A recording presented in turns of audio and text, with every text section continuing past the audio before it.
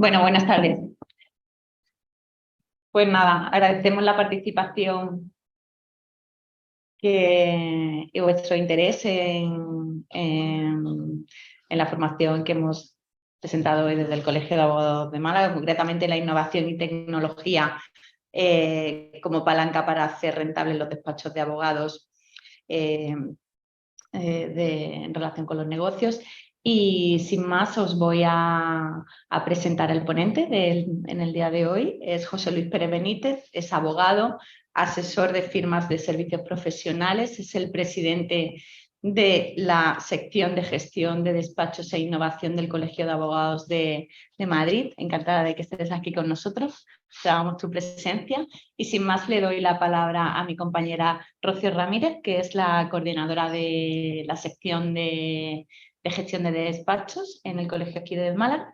Nada, le doy la palabra para que comience. Muchas gracias, Elena. Pues buenas tardes a todos, bienvenidos a otra formación que organizamos desde la sección de gestión de despachos y de la Oficina de Desarrollo Profesional.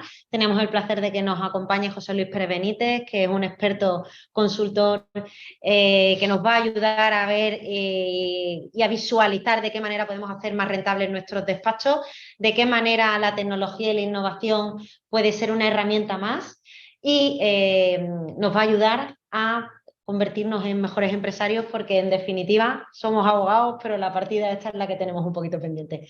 Pues tuya es la palabra, José Luis. Muchas gracias. Nada, pues muchas gracias a vosotras, muchas gracias por la invitación. Es un placer estar aquí en el Colegio de la Abogacía de Málaga. Muchas gracias, sobre todo estoy encantado de participar en una formación como esta y en una sección homónima a la que tenemos nosotros en el Colegio de Abogados de Madrid. Y, por supuesto, al vocal de formación y a ti, Rocío, pues nada, encantado. Y muchas gracias a los asistentes por estar aquí con nosotros. En una tarde maravillosa en Málaga, sí. Con lo cual tiene doble mérito el estar en un curso como el de hoy.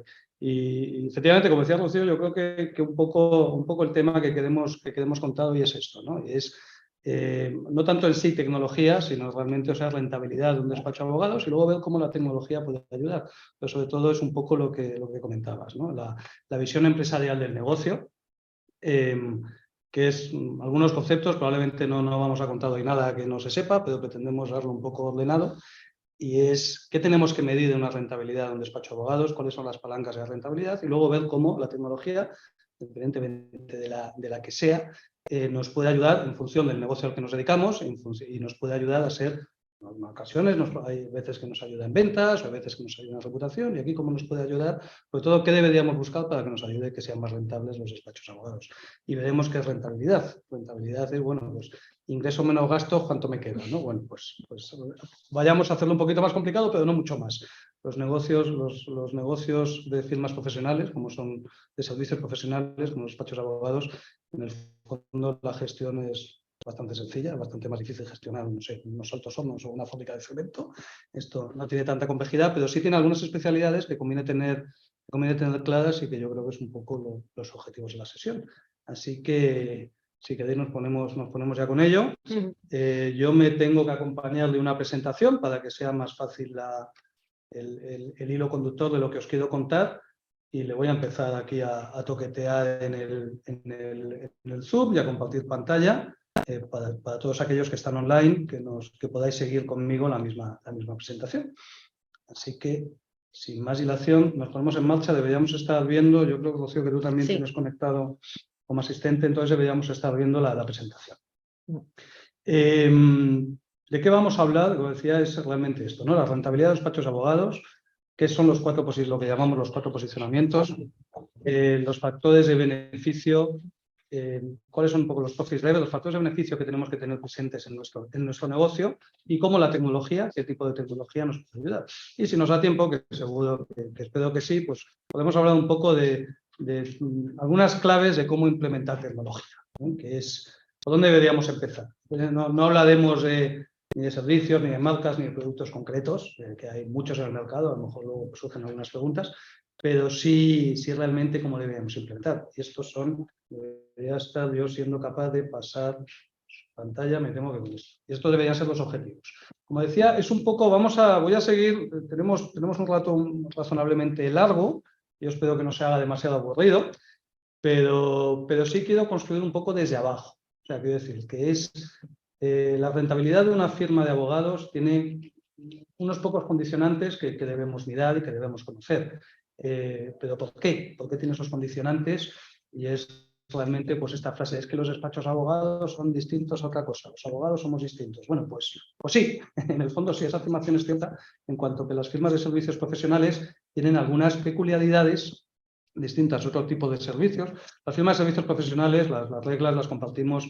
Hoy vamos a hablar de unas pocas reglas económicas, la cuestión económica que hay, la razón que hay detrás de este negocio, y las compartimos pues, con las profesiones liberales de toda la vida, ¿verdad? Con otros servicios profesionales, que sí, arquitectos, médicos, etcétera, y compartimos algunas peculiaridades que entiendo que creo que es desde donde debemos partir hoy. Va a ser un poquito académico, pero no excesivamente largo, para que tengamos una base un poco de por qué tenemos que ver algunas cosas de forma distinta que otros negocios. Entonces, como decía, esto es conocer estas particularidades. Hablaremos de lo que le llamamos los 4 posicionamientos o los 4 tipos de abogacía o los 4 casi grandes bloques de tipos de servicios jurídicos que se pueden prestar en un despacho de abogados. Obviamente veremos cómo no son compartimentos estancos. ¿Qué son los impulsores de beneficio? ¿Qué es realmente lo que hace ganar dinero desde el punto de vista académico, económico a los despachos de abogados? Este círculo virtuoso de la gestión que veremos y la tecnología. Aquí es que yo no veo la...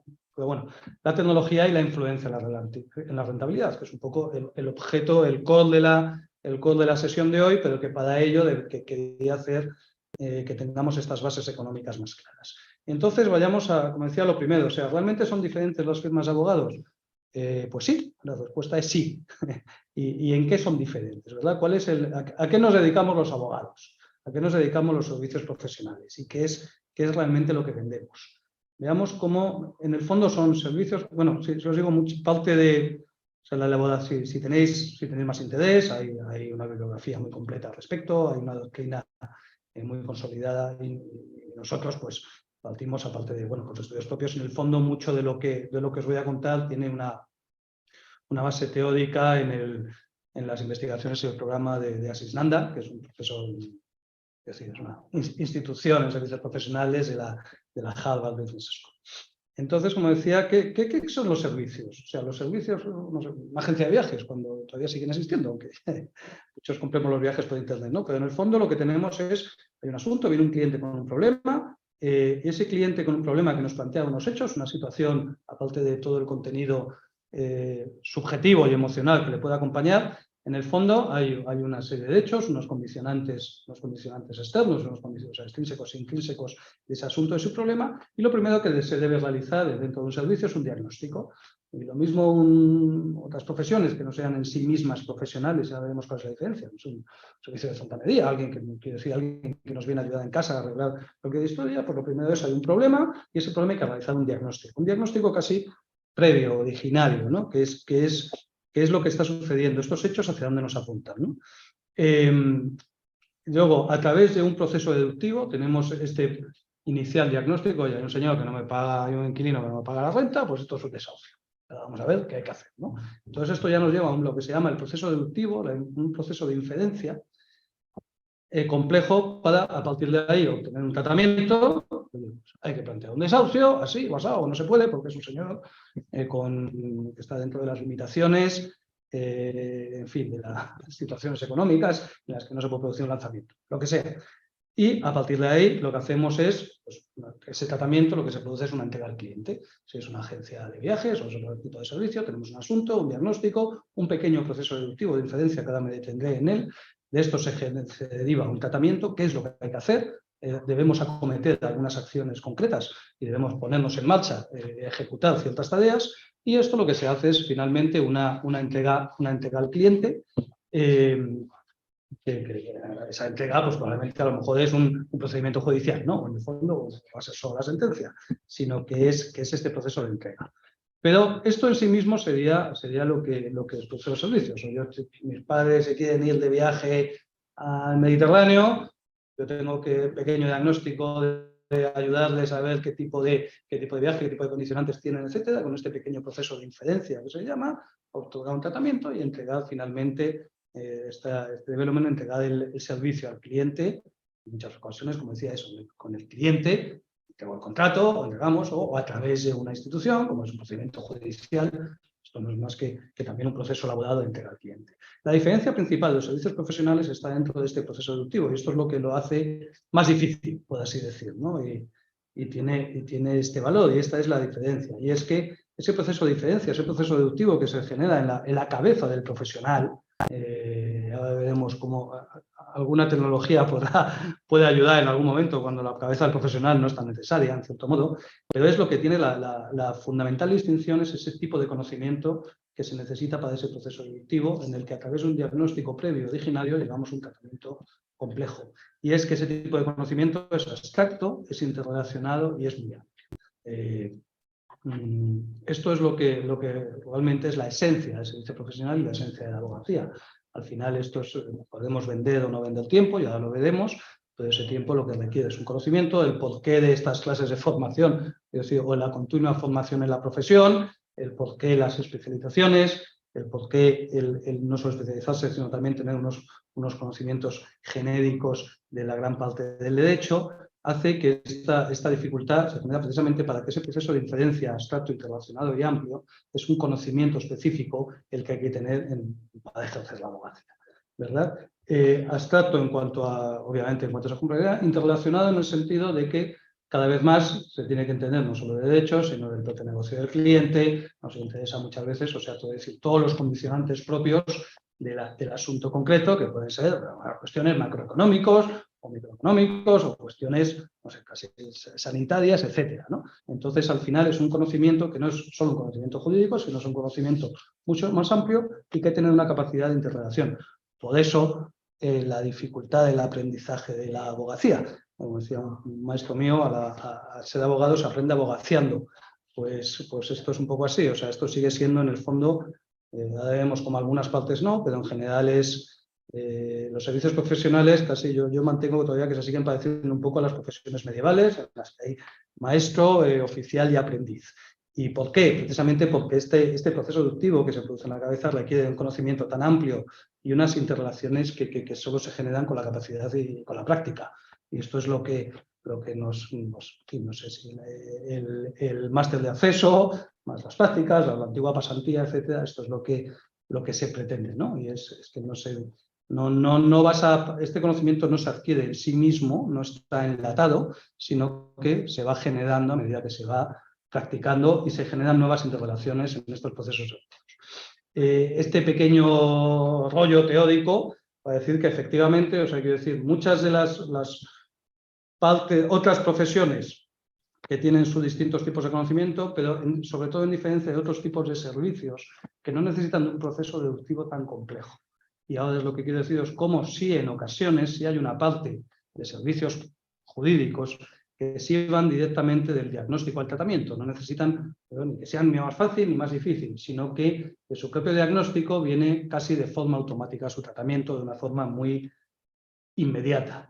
Y es aquí donde veremos no este atajo, pero sí estos servicios, por así decir, más inmediatos y estandarizados, en los que aquí veremos como si la tecnología es donde nos puede ayudar mucho más. No solo que dentro de un servicio muy amplio habrá partes más automatizables en las que la tecnología nos puede ayudar, sino como en ocasiones hasta el propio servicio completo, por así decir, no requiere de un proceso deductivo tan elaborado o tan complejo, sino que una vez realizado ese proceso se ha incorporado automáticamente con anterioridad al diagnóstico, y es muy fácil, pues oye, acciones masa, etcétera, como vemos ahora, no digo que sea todo automático, pero el proceso es mucho de necesidad de inferencia y de deducción, es mucho más corto y nos lleva directamente a que estandarizándolo podamos ir saltarnos este paso e irnos directamente al tratamiento.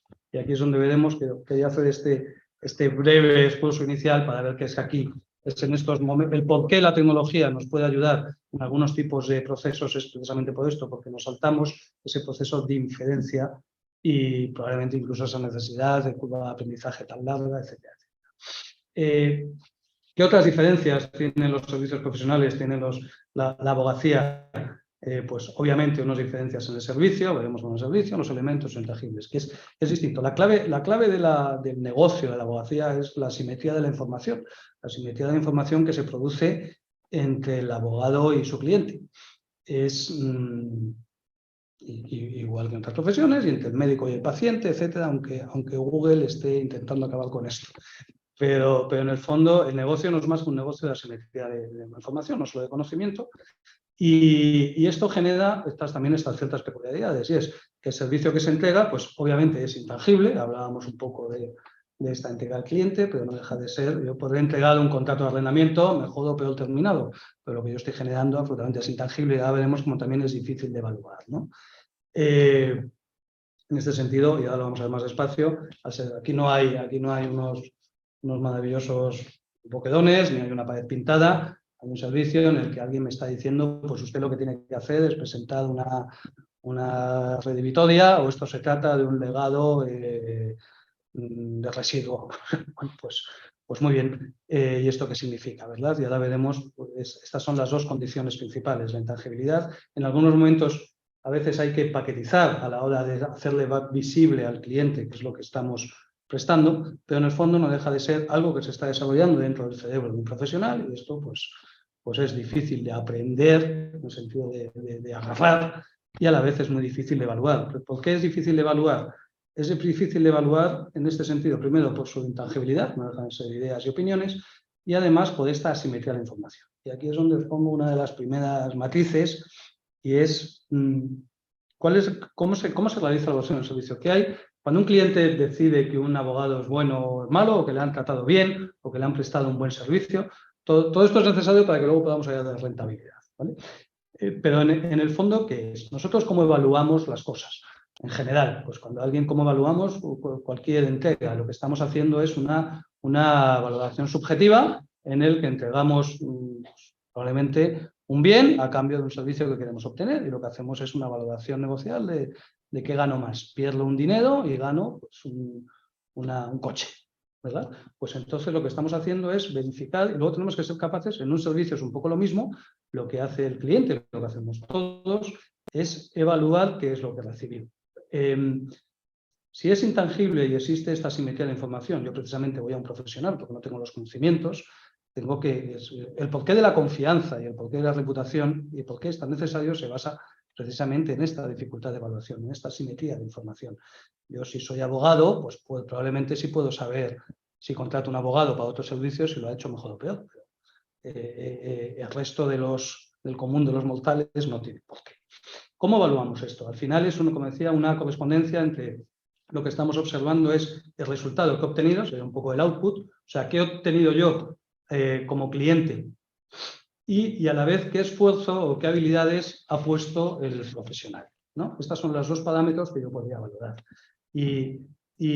O sobre todo con los que se valoran todos los servicios en general, todas las interactuaciones y todas las relaciones contractuales en las que interviene acción humana, ¿no? Y aquí lo que se trata es si ese resultado es verificable o no es verificable por mí, y a la vez si ese esfuerzo es verificable o no verificable. Me explico. Y voy un poco rápido, pero me explico. Si no, luego pues me paráis, o si no, Rocío, me dices si preguntas, o me paras y vamos más despacio. Pero la idea es, yo soy capaz de evaluar ese resultado o no soy capaz de evaluarlo, y soy capaz de verificar el esfuerzo que ha puesto. Yo puedo saber si, no sé, si mi hijo se ha esforzado mucho estudiando el examen, y poder evaluar si le han puesto un 7, un 9 o un 0 cuando venga con las notas. O no ser capaz de evaluar ese esfuerzo. Entonces, aquí lo que se produce son estas cuatro cuestiones, y es si el esfuerzo es verificable, o sea, es por mí evaluable, y a la vez también es evaluable el resultado, lo que tenemos es más, pues lo normal, una relación contractual. Si yo tengo un empleado, pues espero de él un resultado, soy capaz de valorar ese resultado que ha hecho mi empleado porque está dentro de mi mismo negocio, y además soy también capaz de evaluar el esfuerzo y las habilidades que le está poniendo para ese resultado. Esto sería un poco los de la casilla arriba a la izquierda, la casilla número 2, ¿verdad? Sucede que en ocasiones el resultado sí es verificable, pero no es verificable el esfuerzo. Esto se podría parecer un poco, como veremos, a la abogacía o aquellas partes de los servicios jurídicos en los que yo tengo claro lo que estoy esperando, ¿no?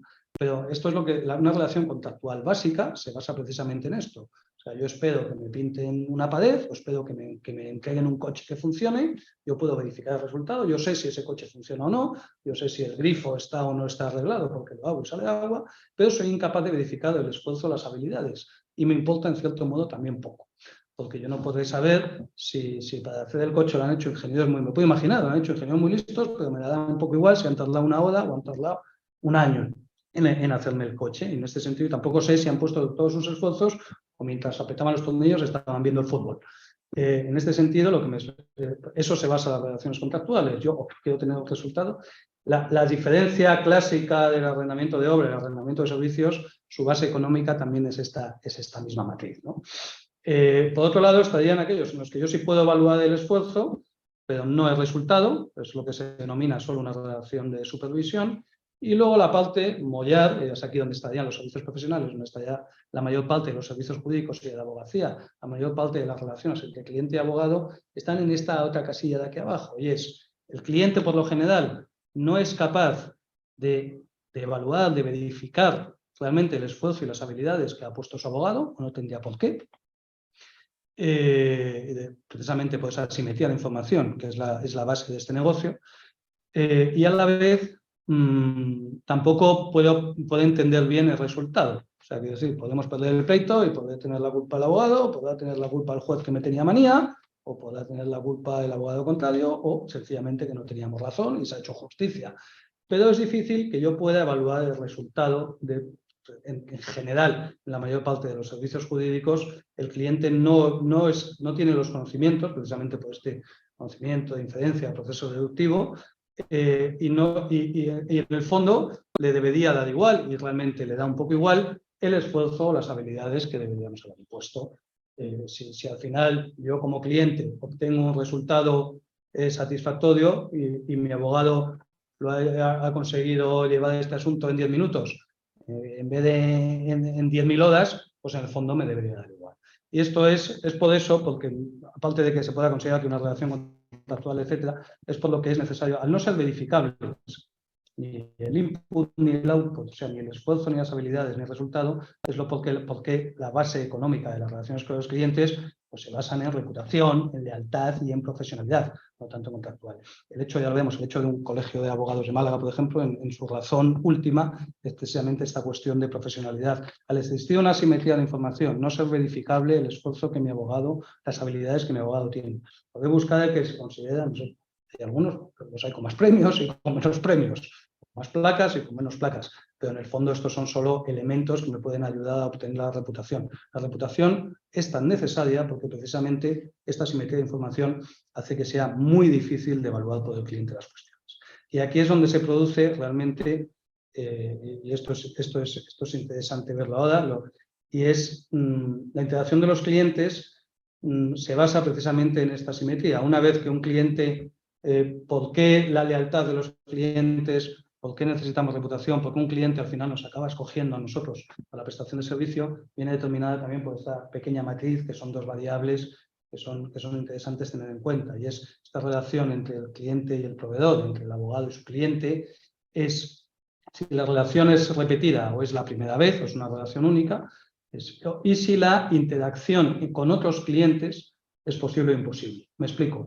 Cuando es la primera vez que este cliente va a este abogado, que yo necesito un pleito y que me dirijo por primera vez a un despacho de abogados, estaríamos un poco en lo de abajo, en la interacción única. Ahí el cliente, insistimos, tenemos la asimetría de información, no puedo valorar el resultado, no soy capaz de evaluar las habilidades. Entonces, lo que se mide es, ¿tengo posibilidad de interactuar con otros posibles clientes? O sea, ¿puedo preguntarle a otros cómo les ha ido en esta parte?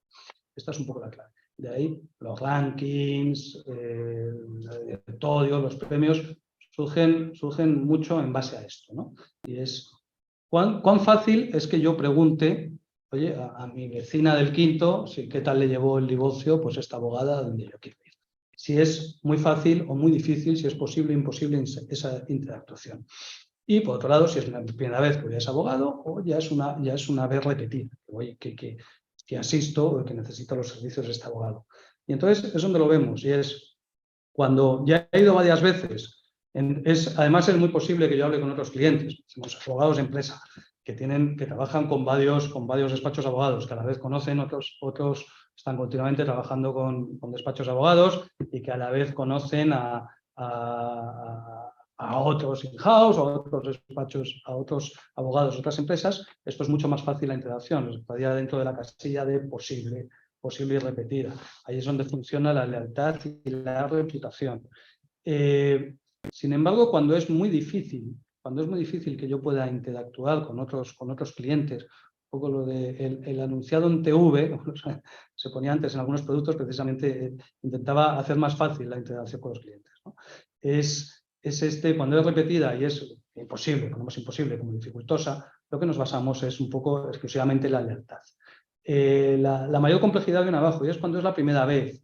Cuando es la primera vez, el porqué de la reputación y el porqué de la profesionalidad, el porqué de la importancia de la reputación, y esa es la confianza. La reputación, no podemos extendernos en ello, es la opinión que tienen de mí comparado con mis competidores, ciertos grupos de opinión relevante para mí. Lo que opinen los que no son relevantes me dan un poco igual, ¿no? Pero esa reputación es lo que hace posible y determina el que yo pueda contratar a este abogado. Este abogado tiene mejor reputación, no lo conozco de nada, me es difícil o no difícil, pero puedo esta reputación de terceros, he preguntado, otros hablan de él, los premios, si hay varios abogados que han dicho que este señor es muy buen abogado, pues yo ya no tengo por qué preguntarle a 10 personas más o a 10 clientes más. El por qué muchas páginas de abogados ya hacen muy bien, ponen frases de sus clientes o frases de clientes más conocidos, etcétera, es precisamente para romper esta imposibilidad de evaluar el servicio. Es una forma de estar en contacto con otros clientes, hacer más fácil, más posible esta interacción. Y esto es el porqué de la necesidad de la reputación. Y luego la clave es, si yo no puedo preguntarle a nadie o a casi nadie, es la primera vez que me divorcio, no conozco a casi nadie, vivo aquí en Málaga desde hace 2 años, pues al final lo que espero, y eso es el porqué de los colegios, es sencillamente que sea un profesional. Esta es la clave de los profesionales. La placa, o sea, un poco la toga, o sea, esta serie de elementos visibles externos y sobre todo la pertenencia a un colegio de abogados. En sí, la existencia de los colegios de abogados viene precisamente por esto. Es muy difícil la evaluación, es muy difícil hablar entre clientes de qué tal está el profesional. Entonces, el hecho de que yo pueda ser miembro de un colegio de abogados, lo que está diciendo es que otros abogados dicen, este tipo es como yo, este señor es como nosotros, de tal modo que si no lo fuera, tenemos la razón última de la colegiación de la abogacía, probablemente sea la deontología. Si este tipo no se comporta como debería un profesional, ustedes consumidores, ustedes posibles clientes, no se preocupen, que nosotros ya nos encargaremos de expulsar. Este es el toque de la profesionalidad. Entonces, puede parecer un poco lioso y un poco rollo, pero era necesario entender el porqué de la profesionalidad, la reputación, lo difícil que es la evaluación de los servicios, el por qué son distintos los servicios de abogados y por qué se basan en esta asimetría de información. Para partir de ahí empezar un poco ya a construir lo que venimos a hablar hoy, que es un poco la rentabilidad. Pero sobre esto, entender realmente también que las diferencias de los despachos de abogados con otros negocios es que los activos son intangibles, como decíamos, el porqué, el conocimiento que tienen para este proceso. Cuando decimos, no es que el activo de mi despacho de abogados somos las personas, perfecto, o sea, ni es el local, ni son las sillas, ni nada en general. Luego, podrá ser la tecnología, ya veremos cómo. Pero en principio es porque cuando hablamos de conocimiento, los mejores abogados, precisamente es para ese proceso deductivo del que hablábamos antes. ¿Por qué es tan importante este conocimiento? ¿Por qué la experiencia? Ya veremos como en la mayoría de los posicionamientos de la abogacía, esta experiencia que hemos dicho, esta capacidad de interrelacionar, ese conocimiento espeso pero también muy amplio, es necesario, de cómo se va construyendo sobre sí mismo y el porqué de la reputación. Los activos de un despacho de abogados que ha de trabajar son conocimiento, experiencia y reputación. Esto está centrado en las personas. A veces las personas trascienden esa reputación hacia una marca que lo que hace es, de cierto modo, estandarizar, unificar con la mejor reputación o con la peor a todos los que están bajo el amparo de esa marca. No deja de ser también una señal de decir, ustedes, casi los despachos de abogados hacia el exterior son casi como pequeños colegios. O sea, si yo soy socio de 3 abogados muy listos, lo que están diciendo ellos que es este tipo es tan listo como yo. el cuántos sois en el despacho, que da una pregunta muy clásica en ocasiones el cliente, precisamente lo que da son estos andones de tranquilidad. Si sois muchos y os va bien, es que hay otras personas que ya han confiado en ustedes. Eso es, y si además sois muchos abogados, es que primero, que os va bien, y segundo, que hay otros tantos abogados que están diciéndome entre sí que todos ellos se consideran buenos abogados, porque si no, si yo estoy solo, puede que sea que estoy solo porque soy un abogado muy malo o un sinvergüenza. Entonces es difícil que alguien quisiera asociarse conmigo, pues con una firma o que yo estuviera durante muchos años en el mercado. Son esas preguntas que hacen los clientes que en cierto modo lo que están intentando es evaluar esos inputs y esos outputs de los que ellos no son capaces. El conocimiento, la experiencia, la reputación dentro de esa intangibilidad son los activos, como se dice. Por eso la dificultad, mi tema de tesis, mi estudio de tesis es el capital en las firmas profesionales, el capital no profesional, y es precisamente esa dificultad que existe, aparte de las limitaciones legales, que es precisamente el que los activos de los despachos abogados se van a dormir a su casa por la noche. Y puede que vengan mañana o que no vengan. De momento, si los asociados que trabajan conmigo vienen el lunes, pues fenomenal, pues podrían dejar de venir. Entonces, qué difícil es invertir en ese tipo de negocio. Yo puedo invertir en una naviera que sé que los barcos van a estar mañana, pero aquí puede que los abogados, yo me compré un despacho y mañana los abogados decidan irse, con lo cual lo que me he comprado es nada, precisamente por estos intangibles, porque el conocimiento, experiencia y reputación van muy unidos, obviamente, al propio profesional. ¿Qué es, por tanto, lo que hay que gestionar? Sobre todo, la dificultad de gestión de este negocio es la gestión del capital humano, la gestión de las relaciones con los clientes, ser capaces de otorgar valor. Ahora vamos a ver qué es crear valor, ¿no? La creación de valor, en el fondo, es... El negocio de la abogacía consiste, en el fondo, igual, la cuestión económica primaria es vendemos tiempo. Los despachos de abogados, independientemente de que luego se facture por horas o no se facture por horas, pero en el fondo se vende tiempo. Lo que un abogado tiene, o sea, la materia prima o el bien escaso que los abogados entregan a sus clientes es el tiempo. Ese tiempo puede estar cargado de conocimiento, has de crear valor, tiene que ser un tiempo útil. Con mi tiempo yo he conseguido ayudarte en tu solución o ayudarte en tu problema. Pero el conocimiento yo no te lo he entregado, lo sigo teniendo yo. El hecho de que yo te dé parte de mi conocimiento o te ayude o te resuelva un problema, pues esto es una consecuencia lógica, es una creación del valor del servicio, pero yo como abogado lo que dejo de tener no es ni conocimiento, ni es reputación, lo que dejo de tener es mi tiempo. El tiempo que yo dedico a un cliente no se lo puedo dedicar a otro. El negocio de la abogacía con empleados es, yo compro horas, si yo contrato a 2 abogados en mi despacho para que me ayuden, estoy comprando sus horas a 1 de enero y tengo que venderlas a lo largo del año y venderlas un poco más caras de lo que me han costado esas horas. Sé que suena un poco límite, pero en el fondo esa es la cuestión última económica que subyace. Para eso, dentro de la simetría de información que hemos visto, dentro de la intangibilidad del servicio, las dificultades de evaluar, lo que tenemos que hacer, y obviamente por lo que nos pagan no es por el tiempo. A mí no me, igual que yo cuando, no sé, a la persona que me ayuda en casa, le puedo estar pagando por horas, pero lo que yo quiero es que me preste un servicio, su tiempo me importa poco. No quiero tener a un abogado aquí sentado a mi lado. Eso no es lo que yo estoy pagando cuando contrato a un abogado. Pero realmente, desde el punto de vista del cliente, lo que yo obtengo es valor, obtengo un servicio, para tener mejor o peor resultado, pero estamos, lo que yo percibo, pues igual, no, es que pongo el problema en manos de mi abogado y me olvido de él o no me olvido de él, ¿no? Pero los abogados ni vendemos solo, o sea, vendemos soluciones a los problemas, vendemos valor, etcétera, pero la materia prima que tenemos es el tiempo. El tiempo que le estamos dedicando a un cliente no se lo dedicamos a él. El tiempo es finito y además tiene una dificultad este negocio. Y es, si yo tengo una tienda de pantalones y hoy no vendo 10 pantalones y me quedan 5, probablemente los pueda vender mañana. Si yo no vendo hoy mis 10 horas, porque no tengo nada que hacer, esas 10 horas mañana ya no las puedo vender. Esas horas no se estocan, esas horas han desaparecido. Por lo cual debo tener muy previsto a qué dedicar esas horas. Ya veremos cómo esto es necesario entenderlo para la rentabilidad. En ocasiones, y dependiendo del negocio en el que estemos, tenemos que tener además previsto que nosotros no somos máquinas y no podemos estar además ocupados al 100%. Yo no debería tener, cuando tenemos a toda la gente agobiada, trabajando hasta arriba, etcétera, estamos teniendo unos problemas de capacidad de ocupación que necesariamente en un despacho de abogados, en un negocio de servicios profesionales, Por así decir, si yo tengo 100 horas para vender, no debería intentar vender más de 80. Por así decir, tiene que haber una sobrecapacidad. Pero déjame construir sobre esto y veremos cómo es así. Y es lo que venden los despachos de abogados es tiempo. Y esta gestión de tiempo, medir ese tiempo, es con lo que vamos a medir la rentabilidad. Insisto, no se trata de medir, de facturar por horas o no, que me da un poco igual cómo se cobren. Pero lo que quiero decir es que, desde el punto de vista económico, yo entrego un tiempo. Ese tiempo tiene que ir cargado de reputación, de conocimiento, de experiencia, de valor.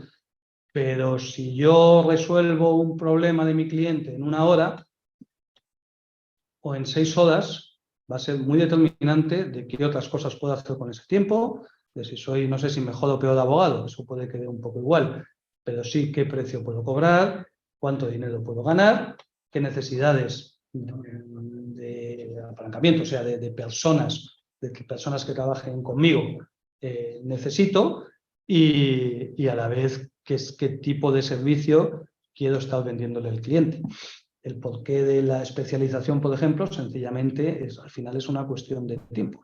Si yo un día me dedico a hacer un divorcio, como es la primera vez, el primer divorcio que llevo, le dedico una semana entera, no sé, el primer divorcio con custodia de animales, pues le dedico una semana entera. Y mañana tengo una vista penal dificilísima de no sé cuántos, que nunca he hecho, tengo que dedicar otra semana entera, etcétera, pues no sea lo mismo. Cuando hay una especialización, hay una curva de aprendizaje, si me dedico a familia, que ya probablemente el hecho de la repetición me está haciendo que el siguiente negocio, ya sé que todos no son iguales, que todos los asuntos no son iguales, etcétera. Pero el tema es que el aprendizaje, la curva de aprendizaje, lo que te hace es que puedas ir dedicando menos tiempo a los siguientes asuntos. O que le dediques más tiempo y por eso prestes un servicio más excelente. Yo creo que no. Sencillamente se puede prestar, no digo que se pueda prestar el mismo servicio dedicándole tiempo ínfimo, pero el hecho de poner más y más horas en muchos asuntos no significa que lo vayas a hacer mejor, ni que vayas a obtener un resultado mejor, ni que estés tampoco generando ni creando más valor al cliente. Entonces, con estas premisas que hemos visto, vayamos un poco a lo que le llamamos los distintos. ¿Cómo vamos de tiempo? Vamos, son las 5, quedamos Vale. 1 hora. ¿Las 5 ya? Bueno, menos cuarto, disculpa. Bueno. Es que veo doblado. Vale, perfecto. Sin gafas Sí no tenemos los... En cuarto de hora me da tiempo avanzado un poco más sobre esto para luego ya meternos con tecnología. Pero es un poco los 4 posicionamientos, ¿no? Por así decir, hay 4 tipos... o sea, 4 grupos o conjuntos, obviamente no estancos, en los que podemos, 4 categorías principales, llamamos posicionamientos, en los que podemos incluir el tipo de servicio jurídico. No significa que cada despacho se dedique solo a una cosa, pero sí es muy interesante entender qué es lo que estamos haciendo, mayoritariamente en nuestro despacho de abogados, a qué nos dedicamos, los clientes suelen entenderlo y por qué en muchas ocasiones las divergencias que existen entre el cliente, la expectativa que tiene el cliente respecto a los servicios que le vamos a prestar un poco el servicio que nosotros queremos acabar ofreciendo, a veces viene desacompasado. Y veremos que es precisamente por esto. En esto le llamamos los 4 tipos de posicionamiento y esto va en función, los podemos categorizar en función de cuánto diagnóstico, cuánto personalizado es un asunto. O sea, si el asunto requiere, pues ya la parte de arriba, énfasis en el diagnóstico o énfasis en la ejecución y a la vez la necesidad de interactuar con el cliente, de crear valor proporcionado frente al cliente, etc. Esto sucede en otros servicios profesionales y sucede en la abogacía. Y los denominamos, no pongamos ningún contenido ni peyorativo, ni semántico, ni nada distinto a los que usamos aquí, pero sí es la tecnología clásica es commodity, procesos, experiencia y expertise. No es que unos abogados sean más listos que otros, ni nada parecido, pero sí son un poco 4 negocios distintos, que es lo que quiero que veamos. Entonces, la idea sería, por así decir, la parte de commodity requiere interactuar muy poco con el cliente y requiere de mucha ejecución. Voy a poneros unos ejemplos muy sencillos médicos para que lo entendamos. Por ejemplo, el commodity. En el commodity, por así decir, el cliente da un poco igual, en el sentido de que su problema es un problema bastante común. No hay nada común y no hay nada igual, pero en esencia la ratio iudis, el interquestio iudis, no es probablemente la clave del asunto. Pensemos, no sé, podemos estar pensando pues, en acciones poco masa, en precedentes, cláusulas suelo, etc., ¿no? Y esto sería el cliente en el fondo, sí es determinante, pero no es tan importante, no se les requiere mucho en el proceso judicial a lo largo del asunto. Es más, hay quien les ve el día de la vista y luego les llaman con la sentencia. Y realmente es un proceso que se puede ser normalizado. Lo que hay que hacer es un énfasis en la ejecución. O sea, lo interesante de estos asuntos, para que sean rentables y para que vayan adelante y para que el cliente satisfecho se pueda tener éxito, la clave es la ejecución, no tanto el diagnóstico, como veremos. Y esto, el ejemplo que se pone sería un poco dentro del mundo médico, ¿no? Pues sería el tema de la farmacia. O sea, la clave para que una farmacia sea exitosa es que se centre en la ejecución. Ya no hay boticas aquellas que te hacían la fórmula, sino un poco que tenga el stock necesario, que no se le hagan demasiadas colas a la entrada, que pueda cobrar rápido, que haga gestiones y que cuando esté de guardia, pues que pueda prestar un valor muy sencillo y probablemente incluso pueda ir alguien distinto del cliente a comprar la medicina porque él está malito en cama. El siguiente sería un poco lo que llamamos procesos, no son procesos judiciales, sino que es un poco cuestiones estandarizadas también, pero sí, por ejemplo, podría ser algunos procedimientos judiciales, como hablábamos, en los que sí es muy necesario el cliente, no sé, hay algunas cuestiones en familia, etcétera, cuestiones muy personales, en los que hay que interactuar demasiado con el cliente, pero probablemente la cuestión es el diagnóstico, no es la razón fundamental del procedimiento. La razón fundamental de ese procedimiento pueden ser cuestiones económicas o temas de custodia, o temas de las horas que van a estar los niños y si van a ir a, unos temas de las medidas provisionales, etcétera. En el fondo, bueno, pues hay una serie de cuestiones que en sí, desde el punto de vista jurídico, puede que no tengan esa complejidad, van más pensados al método del caso y entonces ahí la clave es, puede ser más normalizado, hay un énfasis de ejecución, pero desde luego sí es muy necesario, por así decir, el cliente o sea, es muy importante dentro de la propia prestación del servicio. Aquí el ejemplo que podemos poner es una enfermera. Un enfermero poco tiene que diagnosticar, pero necesita estar encima de su cliente continuamente y son procesos más o menos estandarizados, todos distintos, todos personalizados, pero un poco también con un énfasis de ejecución muy claro, pero muy encima del cliente. Aquí nos ponemos de ejemplo siempre psicoanalista en el de experiencia, ¿verdad? Aquí es donde estamos un poco la mayoría de la abogacía más clásica y donde se desarrolla la mayor parte de los servicios profesionales de abogacía y aquí realmente es la más difícil. Y es el diagnóstico, es imprescindible. Oye, un problema de linderos, esto es una negatoria, es una redimitoria, es una reivindicatoria. ¿Y esto qué es? Y además necesitamos el cliente, necesitamos la preparación de los testigos en un contrato complejo, necesitamos conocer bien el negocio, etcétera, etcétera, ¿no? Esto hay que interactuar demasiado. Es poco estandarizable, cada asunto es uno a uno, es muy tailor-made y genera pues, una complejidad distinta. Y por último, el ejemplo que ponemos son aquellos otros asuntos en los que el diagnóstico es muy importante, son asuntos muy individualizados, también parecidos a los anteriores, los que es difícil repetir, en cierto modo, ser capaces de montar un procedimiento de ejecución repetido y estandarizado, pero en el fondo un poco lo que le pase al cliente, en cierto modo, es más irrelevante que el propio diagnóstico, los propios posteriores. Aquí el ejemplo que ponían algunas veces era este famoso Dr. House, ¿no? Y es, oye, qué difícil es diagnosticar, pero me da igual lo que le pasa al cliente, no voy a ir ni a verle al enfermo, ¿no? O el neurocirujano, que es muy difícil el diagnóstico y yo vengo a abrir una cabeza que ya está abierta, vengo poco menos que a tocar algo, ¿no? En cierto modo esto sucede en la abogacía y ahora querría poner también pues, unos ejemplos, ¿no? Commodity pues, podríamos estar pensando más fácilmente en acciones de masa, en pleitos de este tipo. Pienso en 200 reclamaciones por temas de incumplimientos en el transporte aéreo o gestionar un paquete de 15.000 hipotecas de un banco, tanto si estamos en el lado de las management como si estamos en el lado del que defiende al banco, etcétera. Estos procesos son un poco los que le llamaríamos procesos comoditizados. Un poco más adelante esos procesos y el ejemplo, como decía, el ejemplo de experiencia probablemente es el más claro, de la abogacía clásica, más tradicional de lo que más hacemos, y expertise, pues no sé, me puedo imaginar pues un magistrado del Supremo jubilado que un buen día pues una asociación le pide un informe sobre un proyecto de ley. En principio debería darle igual a este señor a la hora de elaborar ese informe jurídico o sus opiniones en el estudio del derecho comparado, etcétera, le debería seguramente le dé si se lo ha encargado los sindicatos o se lo ha encargado la asociación de empresarios. Pero, quiero decir, en el fondo, un poco el cliente no es tan necesario para la participación del asunto, pero requiere de son unas capacidades, unas habilidades y un tipo de negocio completamente distinto. Insisto, no son ni mejores ni peores, ni se gana más dinero en uno ni en otro. O sea, son cuestiones para ese sentido relevantes. Pero sí son cuatro negocios distintos y que ahora veremos cómo su rentabilidad se tiene que medir de forma distinta. ¿Y por qué son distintos? Porque el cliente, que decíamos antes, que no sabe qué problema tiene, lo que sí sabe es qué tipo de problema tiene y qué tipo no sabe qué resultado obtener, pero sí sabe qué tipo de resultado quiere obtener. Entonces, cuando el commodity, el cliente lo que sabe es que su problema es un problema común y probablemente simple. Puede que sea muy complejo para él, obviamente, pero en el fondo los clientes de las preferentes, o no sé, incluso hasta los de los camiones, que estarían un poco más todo el cálculo de los camiones, pero saben que es un problema común, que es un problema que no es solo único, y la propuesta de servicio que quieren, efectivamente, o por ejemplo las reclamaciones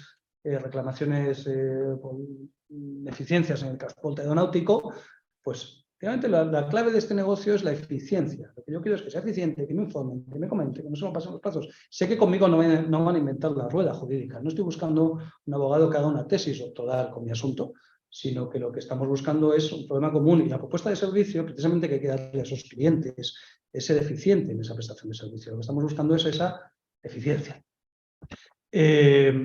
Distinto es el proceso elegir entre varias alternativas complejas y ejecutar, pues experiencias y ya tomar una decisión sobre un problema complejo. Y por último, el expertise es en aquellos asuntos en los que el problema es único y difícil, con graves consecuencias para el cliente. Y las capacidades, lo que el despacho, que realmente el cliente es muy consciente de que su problema es único, de que su problema es, podemos pensar en una empresa con alguien, tiene unas complejidades claves, de derecho penal, de cuestiones más complejas, pues probablemente podría estar ahí. Y la cuestión, lo que se espera, lo que espera el cliente y lo que el despacho tiene que ofrecer es demostrar esta capacidad analítica para resolver problemas difíciles, o sea, un arbitraje complejo. O sea, lo que estamos hablando es, lo que espero de mi abogado es que sea capaz de crear una solución, en cierto modo, no de que sea eficiente con soluciones que ya existen. Veremos cómo en este caso es donde pensamos que la tecnología nos va a poder ayudar más, probablemente hacia la izquierda. No significa que luego haya algunas partes, obviamente, que todos, como digo, estos no son compartimentos estancos, los 4 tipos de abogacía. Sí sería recomendable que todos los que estáis hoy, los asistentes, penséis un poco qué es lo que más hacéis, ¿no? ¿Dónde más está enfocado? Insisto, se pueden hacer un poco de todos. Pero un despacho de abogados, que el 50% de sus asuntos es expertise o de su actividad, el 50% es casi fuera más commodity, insisto, el nombre a lo mejor la traducción no es la más acertada, pero probablemente tenga se compagina mal, ¿no? Hay que tener ciertas virtudes para gestionar esto. Entonces suelen ser despachos, en el fondo se gestiona más fácil y probablemente se gana más dinero más fácil en la medida que no se mezclan demasiado las actividades más extremas, ¿no? Que no significa, insisto, en que estos sean compartimentos estancos. Pero ¿esto cómo lo mezclamos? ¿Con el beneficio y con la rentabilidad? Y ya con esto vamos a ir terminando de rentabilidad. La clave de la rentabilidad de un despacho de abogados, al final, la rentabilidad es cuánto dinero me he llevado a mi casa, ¿no? O sea, hemos ingresado 10.000, nos hemos gastado 5.000, pues la rentabilidad son 5.000, que es un 50%. Bueno, pues esta es mi imagen. Sí, y eso es correcto, es cierto. Lo normal, para medir la rentabilidad, lo que se hace es un concepto, aquí en un despacho de abogados da muy poco igual el activo, el pasivo, el balance, etcétera. Esto para gestionar el despacho, para tomar decisiones en el despacho, bueno, puede ser muy interesante cuando sean empresas más complejas, no digo que no, pero en el fondo la información que nos dan un balance en el registro mercantil de un despacho de abogados nos sirve muy poco para tomar decisiones, porque lo importante para la toma de decisiones es precisamente que lo que se denominan los profit drivers deben ser un poco distintos en cada uno de los procedimientos, ¿vale? Este cuadrito, hacerle un pantallazo, una foto, lo que sea, que es muy interesante. Y es, las capacidades del despacho tiene que ser, dependiendo a qué me dedico, tiene que ser un poco distinto. Las competencias internas también tienen que ser un poco distinto. El tipo de profesionales, en cierto modo los profesionales van a estar, no estoy pensando solo en despachos grandes, despachos individuales incluso, o sea, los profesionales en cierto modo tienen que estar más satisfechos. Hay algunos con unas habilidades más propias para un tipo de negocio que para otros. En ocasiones diría, bueno, pues negocios que se dedican más a una parte más de procesos o de commodity, pues de repente siempre hay un junior que quiere hacer una tesis doctoral, un recurso de reposición. Bueno, pues probablemente este no es el sitio adecuado para hacer estas cuestiones. Esto hay que atenderlo porque no es la clave del negocio. ¿Por qué? Porque si dedicamos demasiadas horas a este tipo de tarea, que probablemente va a ser muy necesaria en alguno de los otros posicionamientos, que es donde se debería llevar este asunto, pues lo que nos está haciendo es perder horas y bajar esa rentabilidad. ¿Y cuáles son estos impulsores de beneficio? Lo que hay que medir en un despacho de abogados son 3 cosas. Y lo fundamental de ello, como decía, es el tiempo. Yo quiero de aquí, no vengo a apostolar, pero el tiempo hay que anotarlo. Hay que anotar los tiempos que le dedicamos a los asuntos. Si son asuntos muy repetitivos o asuntos parecidos, pues a lo mejor no a cada asunto concreto, pero sí, bueno, pues a un tipo de asuntos. O a un área más práctica que hacemos, pero es necesario que anotemos los tiempos. Los tiempos, insisto, es la materia prima de este negocio, es el bien escaso que tienen los abogados. Los abogados tenemos tiempo limitado y el tiempo que le dedicamos a un cliente no se lo dedicamos a otro. No me cansaré de insistir en ello. Entonces la clave es la utilización, el rate o precio aquí. Por desgracia, tengo que poner algunos anglicismos que son de difícil traducción al español, yo no he sido capaz, porque además en la bibliografía, etcétera, siempre lo vais a contar con esta terminología y es un poco absurdo cambiarlo. Pero es un poco la utilización, el valor medio de la hora y el apalancamiento, el leverage, que parece un concepto financiero, pero ahora veremos que es un apalancamiento en personas, ¿verdad? Porque, como decíamos, los activos son las personas. Y es lo que hay que medir, son 4 cosas, pero que es cuántas horas del día, cuántas horas del año le dedico a los asuntos.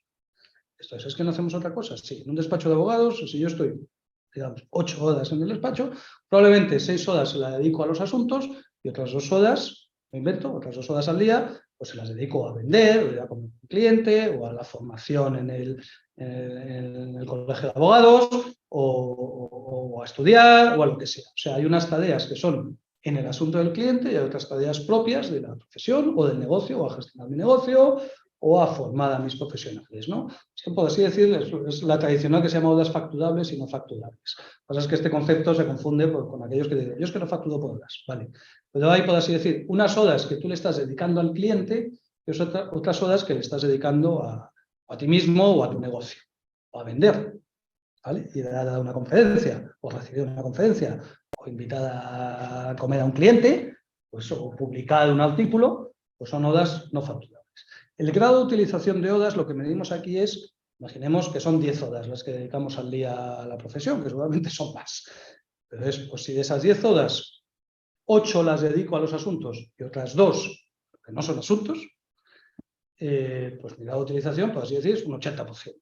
Si lo que le dedico es la mitad de mi tiempo lo dedico a trabajar en los asuntos y la otra mitad de mi tiempo lo dedico a investigar, a escribir, a dar conferencias y a ir a todos los congresos de arbitraje, pues mi utilización es un 50%. ¿Vale? Y ahora no voy a preguntar porque como la mayoría estáis online, pero la idea sería, entonces, ¿dónde creéis que es más alto el grado de utilización de horas? No sé si preguntarte a ti, Rocío. Bueno, podemos preguntar a través de... y yo estoy aquí pendiente de las preguntas y te las traslado sobre la marcha. La pregunta sería, claro, la pregunta sería, ¿quién tiene que dedicar más horas, por así decir, facturables? ¿Los que están en commodity o en expertise? O sea, ¿quién ha de dedicarle más tiempo a los asuntos que a estudiar y formarse en commodity o en expertise? ¿Qué pensáis? A ver lo que... Hombre, yo entiendo que también el commodity requiere un ejercicio previo. Sí, por supuesto, pero ya estamos metidos en el día a día. O sea, yo tengo que estar reinventando la rueda, etcétera. O sea, quiero decir, me voy a ir a comer con los clientes, voy a estar dando conferencias, tengo que seguir investigando el derecho comparado, y que serían un poco las horas no facturables, por así decir, respecto de las facturables. Pues yo creo que mientras menos horas dediquemos a trabajos no facturables, mejor, ¿no? Sí, bueno, eso en general. Independientemente. Eres alumna avanzada. Pero vamos, efectivamente, o sea, en principio es, si yo tengo profesionales que están haciendo, pues, digamos, 1000 cláusulas suelo, sigo con este ejemplo que es muy visual, pues probablemente, y solo nos dedicamos a esto, pues estos señores, probablemente las ventas me las puede estar haciendo incluso algún famoso futbolista. O sea, yo debo estar trabajando, dedicar casi, o sea, por así decir, tengo que dedicar más horas a los asuntos y no debo, o sea, no es necesario que dedique tiempo a vender, a buscar clientes, a formar, etcétera, como sí debería estar en el negocio. Efectivamente. La misma pregunta sería con el valor medio, con el rey de la hora facturada. Y al final ¿cuántas horas he dedicado a este asunto? Yo a este asunto le he dedicado al negocio de Pepita, le he dedicado 10 horas y he cobrado 1.000 euros, me invento. Pues entonces el valor medio es 100. Realmente he vendido a 100 euros la hora, aunque no cobre las horas, quiero decir, pero si yo hago este análisis que hay que hacerlo, este es mi valor medio. Si yo al final de año he trabajado 2.000 horas y he facturado por 20, por 20.000, pues al final esto es a 10 euros, ¿no? Es una fórmula muy sencilla. La cuestión es hacia dónde tiene que ser más caro, por así decir, la hora o el valor.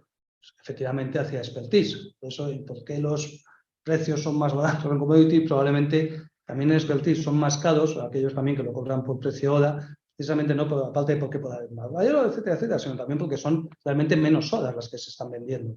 Porque alguien que está posicionado, y pienso en la expertise, no solo exclusivamente pues, un magistrado del Supremo que se dedique ahora al ejercicio jubilado, sino, vamos, estoy pensando en clientes muy jóvenes que están muy centrados en derecho de gaming de Internet. Bueno, pues estos son expertise, claro, son de los pocos que hacen, trabajan para startups. Esta gente no pueden estar trabajando 10 horas diarias, o sea, quiero decir, tienen que estar estudiando, formándose, yendo a todos los congresos por el mundo, etcétera. Es un negocio distinto del que es un poco más estandarizado. ¿Ok? Por otro lado, el leverage, que es un poco lo que llamamos el apalancamiento, sería el número de profesionales por socio, por así decirlo. O sea, abogado, digamos, más senior, ¿en cuántos profesionales se puede apoyar?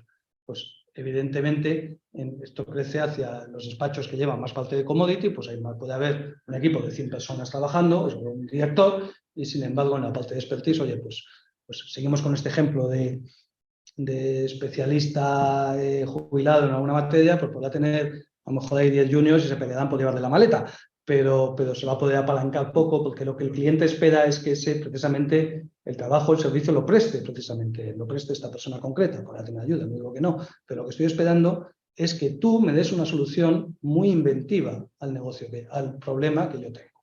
Entonces, estas personas han de vender menos horas, tiene menos horas para vender, ha de venderlas más caras y es muy difícil que se pueda apoyar. Y al final esto nos lleva a cómo calcular los factores de beneficio y tenemos las... Sí, así, para ir luego a la tecnología, voy yo directamente a la clave. Entonces, a ver, luego esto, como lo vamos a hacer, y al final esta es la idea principal, y es... La fórmula de la rentabilidad, esto viene un poco de una modificación de la fórmula de rentabilidad de DuPont, pero aplicada a servicios profesionales y a servicios de abogacía. ¿Cuál es la rentabilidad de un despacho? La rentabilidad del despacho es el dinero que se llevan los socios, los dueños a su casa, los abogados finales a su casa, ¿vale? Por eso decía que ni es EBITDA ni es nada parecido. Hay un concepto, Mario Alonso, que es presidente de una firma, se llama la firma Auden, lo repite en ocasiones, dice que hay un concepto, yo le llamo el BAS, ni EBITDA, ni ROE, ni nada, que es el beneficio antes de socio. O sea, quiero decir, esto es cuánto, no me descuentes el dinero que se han llevado, que el salario que yo me he puesto como socio. Es en tu despacho, cuánto has facturado, cuánto te has gastado en abogados, cuánto te has gastado en personal no abogado, o sea, en staff, en directivos, en ayuda, etcétera, cuánto te gastas en cosas, eso sería lo que es el concepto de overhead, y lo que queda. Lo que queda es ese beneficio. Luego ese beneficio, el socio podrá tener un sueldo, bueno, socio o no socio, quiero decir, el abogado responsable, los que están más arriba, ¿no? Podrá ponerse un sueldo, podrá repartir dividendos, podrá pasar una factura, me da igual un poco el cómo, y de hecho se podrá dejar una parte en reservas y repartir, y además se repartirá de la forma más disparatada según el sistema de compensación de socios que tenga cada uno. Habrá socios, habrá despachos que lleven toda la vida repartiéndose casi una especie de gananciales, otros como una especie de fuego del bailío, que tiene sistemas más complejos de units o de cualquier otro tipo de sistema de compensación. Y al final lo que tienes es, oye, el beneficio que ha dado la firma es 1 millón. Y somos 2, es medio millón para cada uno. A lo mejor probablemente no sea así. Te lleva más que yo, etcétera. O a lo mejor tú te has ido llevando con una nómina y yo solo he ido facturando por trimestres. Me da igual, pero el beneficio por socio en este caso es, si es 1 millón y somos 2, Rocío, tú y yo, pues nos llevamos medio millón cada uno. Y esto funciona igual. Para los despachos del Magic Circle, los despachos en Nueva York, como el despacho más pequeñito de mi pueblo.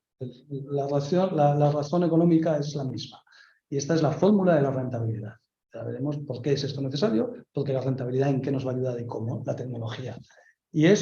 Pero eso es cierto, o sea, si yo soy yo solo, Rocío y yo, el beneficio es 1 millón, nos llevamos medio millón a casa cada uno, eso es muy sencillo, pero ¿por qué es así? ¿Y por qué tiene que estar? Y es lo que veíamos en función del tipo de negocio, es distinto el margen, es distinto el que esperamos, es distinto ese rate o ese valor medio de la hora facturada que esperamos, ha de ser distinto el grado de utilización, como decía, y también es distinto el leve dicho apalancamiento. Y es, ¿qué es el margen? El margen sí es un concepto clásico de ratio financiera, es, oye, beneficio partido por ventas. Si hemos vendido 10 millones, si hemos facturado, un número más, pero bueno, hemos facturado 2 millones y 1 millón nos hemos quedado de beneficio, nuestro margen es un 50%. Esto es muy sencillo, esto entiendo que lo conocemos todos. Pero si veis, va arriba, abajo. Beneficio partido ventas, luego ventas sube, ventas partido de odas, luego odas suben, odas partido profesionales, profesionales suben, profesionales partidos socios. Y esta es la idea, ¿no? Entonces, beneficio partido por ventas, esto es una división que hace el fácil de hacer. No se requiere tener ni un algoritmo ni un programa muy complejo de contabilidad. Y es, ¿cuál es el beneficio que ha dado la firma? Ese beneficio lo divido por el número de ventas y ese es mi margen.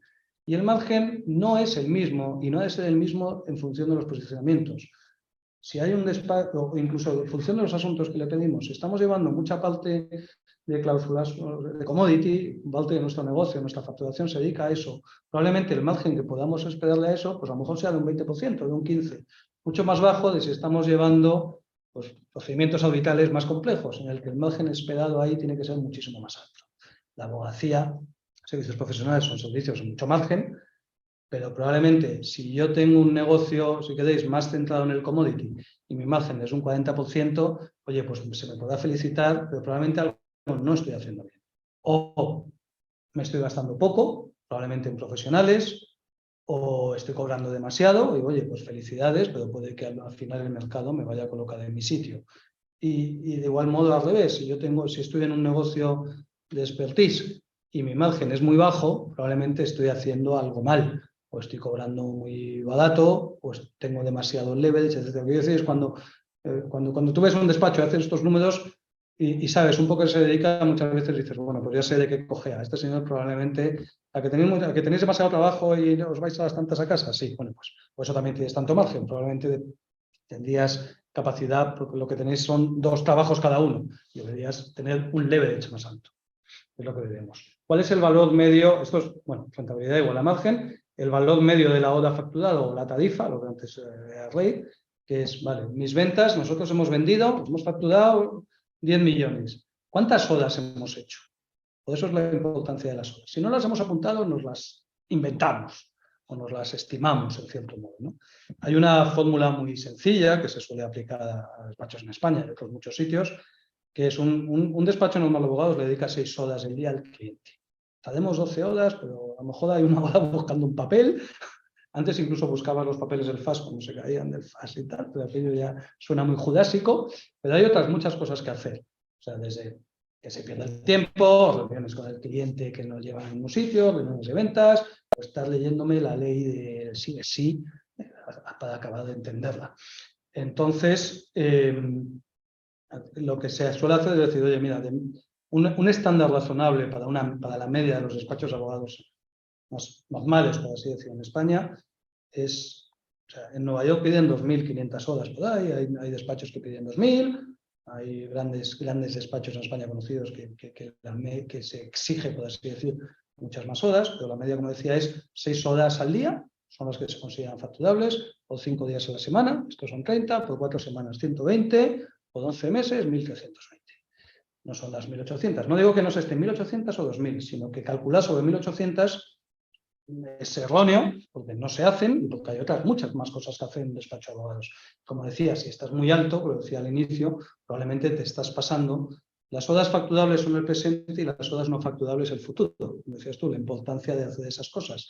Si yo no tengo tiempo para estar con clientes, para escribir, para hablar, para estudiar, pues a lo mejor tengo mucho trabajo ahora, pero puede que esté hipotecando el futuro de la firma, ¿no? Entonces, más de 6 horas de media, o sea, 6 horas de media es algo que se puede considerar razonable para el estándar de un despacho normal mediano en España. Entonces, hay quien en vez de 11 meses pone 10, porque dice que hay demasiados puentes y demasiados festivos. Pero bueno, imaginemos que damos por bueno 1.300 horas. Entonces lo que hacemos es, oye, pues ¿cuántos somos? Somos 4. Pues 4 por 1.300, por 12, 5.200 horas. Pues hemos facturado 10 millones, 2 millones era nuestro ejemplo, lo dividimos entre 5.200 horas y sabemos cuál ha sido nuestro precio medio. Probablemente no las hemos cobrado por horas, pero yo sé, ese es el precio medio al que yo he vendido las horas. De cierto modo, yo también tengo que saber cuánto me cuesta una hora de mi abogado. Si, oye, estamos vendiendo de media las horas, nos llevaríamos una sorpresa. Muchos cuando esto lo hagamos. Probablemente se están vendiendo muy baratas muchas horas en España. Pero al final es, oye, yo sé las horas que le pago. Cuando pago algo por horas a algunos profesionales, pues me lo puedo imaginar. A los abogados no se les suele pagar por horas, a los empleados, ¿no? Pero al final lo que tú dices es, oye, hemos vendido al mercado, hemos hecho... Si las has anotado, lo sabes mejor. Incluso puedes saber a cuánto le has vendido la hora, por así decir, qué rentable ha sido con cada asunto, ¿no? Hoy este divorcio lo hice, cobré 10.000 y dediqué 10 horas. Cuando decimos en ese asunto las he vendido por 1.000. Hay otros, todos sabemos, hay asuntos en los que se pierde dinero, en los que se gana dinero de forma intuitiva, y es precisamente también por esto, por el tiempo que sabemos que le estamos dedicando de más o de menos, ¿no? Pero al final ese rate medio, ese valor medio de la hora facturada, si lo queremos hacer de este agregado, es cuánto he vendido dividido por el número de horas. Esto me da un numerito. Ese numerito puede ser muy alto o muy bajo, pero desde luego ha de ser más alto o comparable con otros que hagan lo mismo que yo, si estoy más a la derecha, y ha de ser necesariamente más bajo si estoy más a la izquierda. Si yo soy capaz de vender negocios más de commodity o procesos muy caros, de tal modo que me está saliendo un valor de la hora facturada muy alto, pues, oye, felicidades, pero probablemente el mercado o estás haciendo algo que no debes o estáis dedicando o no estáis anotando bien las horas o estáis por un precio muy superior al mercado, que felicidades, también te está ayudando con el margen, pero probablemente no, puede que te estés pasando o lo que estás haciendo es atrayendo demasiados competidores. Igual, probablemente puede que tu margen sea más bajo. ¿Por qué? Pues porque a lo mejor hay que gastarse más dinero en vender, en anuncios, etcétera, o en internet, en venta, en posicionamiento en Google, si tienes otro tipo de canales de venta, ¿no? Lo siguiente sería lo que hablábamos, la utilización, y es el número de horas partido por profesionales. En este caso, como hemos decidido que es 1.350, pues esto es muy fácil, ¿no? Al final hemos hecho 10.000 horas, somos directivos, pues hemos hecho 1.000 horas cada uno, ¿no? ¿Y por qué? Lo que hablábamos antes, si mi utilización es muy alta o muy baja, esto puede ser una señal de que lo estoy haciendo bien o mal en el despacho. El posicionamiento tiene que ser más alto hacia la izquierda y más bajo hacia la derecha. Y por último, lo que le llamamos el apalancamiento o el leverage, que es el número de profesionales por socio. Oye, somos 2 socios, tenemos 4 empleados, 4 partido por 2, nuestro apalancamiento es un 2. Pero cuando vas comparando el resto de firmas y vas con esto, ves muy bien a qué se dedican. Hay un negocio muy conocido, un despacho muy conocido de acciones en masa, cláusulas, etcétera, en el que el apalancamiento casi es 1:300. Es un único dueño, ciertos abogados ahí trabajando. Fantástico. Eso está a la izquierda y está perfectamente posicionado, está perfectamente hecho así. Otra cuestión sería contraria. Si estuviéramos dedicándonos más a negocios expertise en los que el cliente quiere que lo haga yo, etcétera, etcétera, y tengo 10 abogados trabajando conmigo, como decía antes, probablemente mi apalancamiento es mucho más alto del que debiera. Probablemente me sobran personas o me falta trabajo, o en vez de tener de este tipo de profesionales, lo que debería tener son profesionales más cualificados o casi más iguales a mí. Cuando tú multiplicas el margen, el número que te salga aquí, un 50, por el rate medio, la tarifa media, el valor medio de la hora facturada, que sean 100, por el número medio de horas destinada y por el apalancamiento, un 2, un 3, un 4, en función de cuántos seamos, al final te va a salir, esto es una identidad, no es una fórmula, te va a salir los 500.000 euros que ganábamos cada uno. Es la misma fórmula, es un medio, pero es la fórmula desagregada en el sentido de que tú ya sabes qué debes hacer. Puede que tengas un margen muy bajo o muy alto para lo que te estás dedicando, eso puede significar a lo mejor que te estás gastando poco dinero, puedes que tengas un valor, un range medio, pues muy alto o muy bajo en función de tus competidores y del posicionamiento al que te estás dedicando. Una utilización muy alta, por ejemplo, da lugar a gente que está muy quemada, a faltas de plantilla, a gente trabajando demasiado, a tensiones, a estar continuamente apagando incendios, porque no llegamos, etcétera, etcétera. Estas son soluciones que probablemente, no solo, pero también lo que hace es porque hay una utilización más elevada de la que se debiera. O negocios que se estancan, que se anquilosan porque no se le está dedicando el tiempo necesario o a ventas o a dirección o producción. El éxito de los despachos más exitosos es porque son capaces de balancear estas 4 cifras mejor en función del negocio en el que están. Y esta es cómo se mide la rentabilidad, que hay que tener en cuenta en función de nuestro posicionamiento para la rentabilidad y cómo debemos ajustar esos números o tener unos números que a nosotros nos sirvan. No es lo mismo, podemos ganar el mismo $500.000 de euros en un negocio que en otro.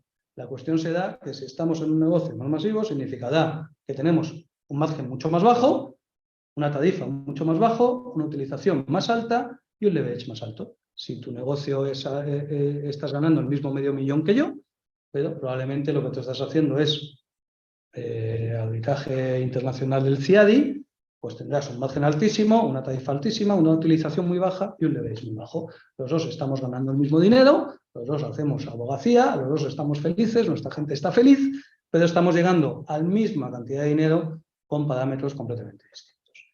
Así es como se mide la rentabilidad. Luego esto ya lo puedes hacer por asunto, por cliente y por negocio. Y ahora me salto el de qué firma es mejor, porque lo acabo de decir, y al final y entonces, dicho esto, ¿para qué nos sirve la tecnología? Pues yo creo que es evidente. Y de lo que hemos expuesto, casi vemos que cada uno de los negocios nos puede servir para una cosa y para otra, como para unos es más crítico que para otro, y en el fondo hay una ratio iudis, y es qué es lo que es la tecnología, pero para qué sirve en el sector. Entonces vamos, dejadme que haga una visión, yo voy muy deprisa, pero todavía tenemos tiempo, ¿no? Una visión rápida de qué es la mejora de la eficiencia. Voy a poneros ahora unos ejemplos.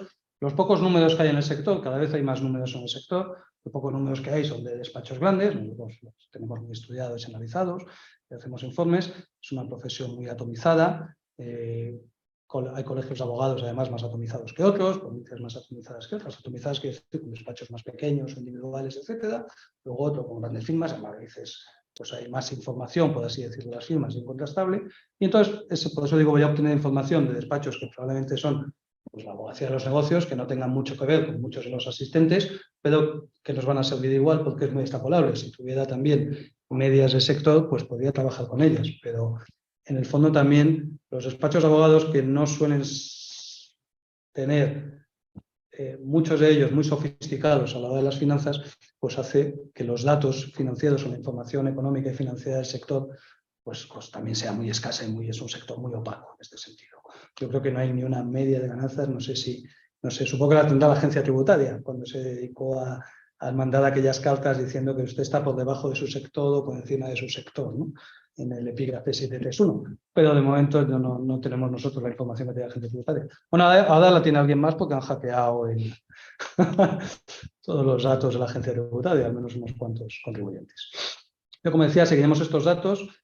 Cómo activa la estructura de la tecnología en una firma, cuál es el papel de esa tecnología en la eficiencia y luego dejadme, si nos da tiempo, que nos centremos un poco en que la clave de la tecnología no es solo la herramienta, etcétera, sino es solo ese proceso de cambio, ¿no? ¿Qué fricciones vamos a tener? Pues yo le llamo el arte de la implementación.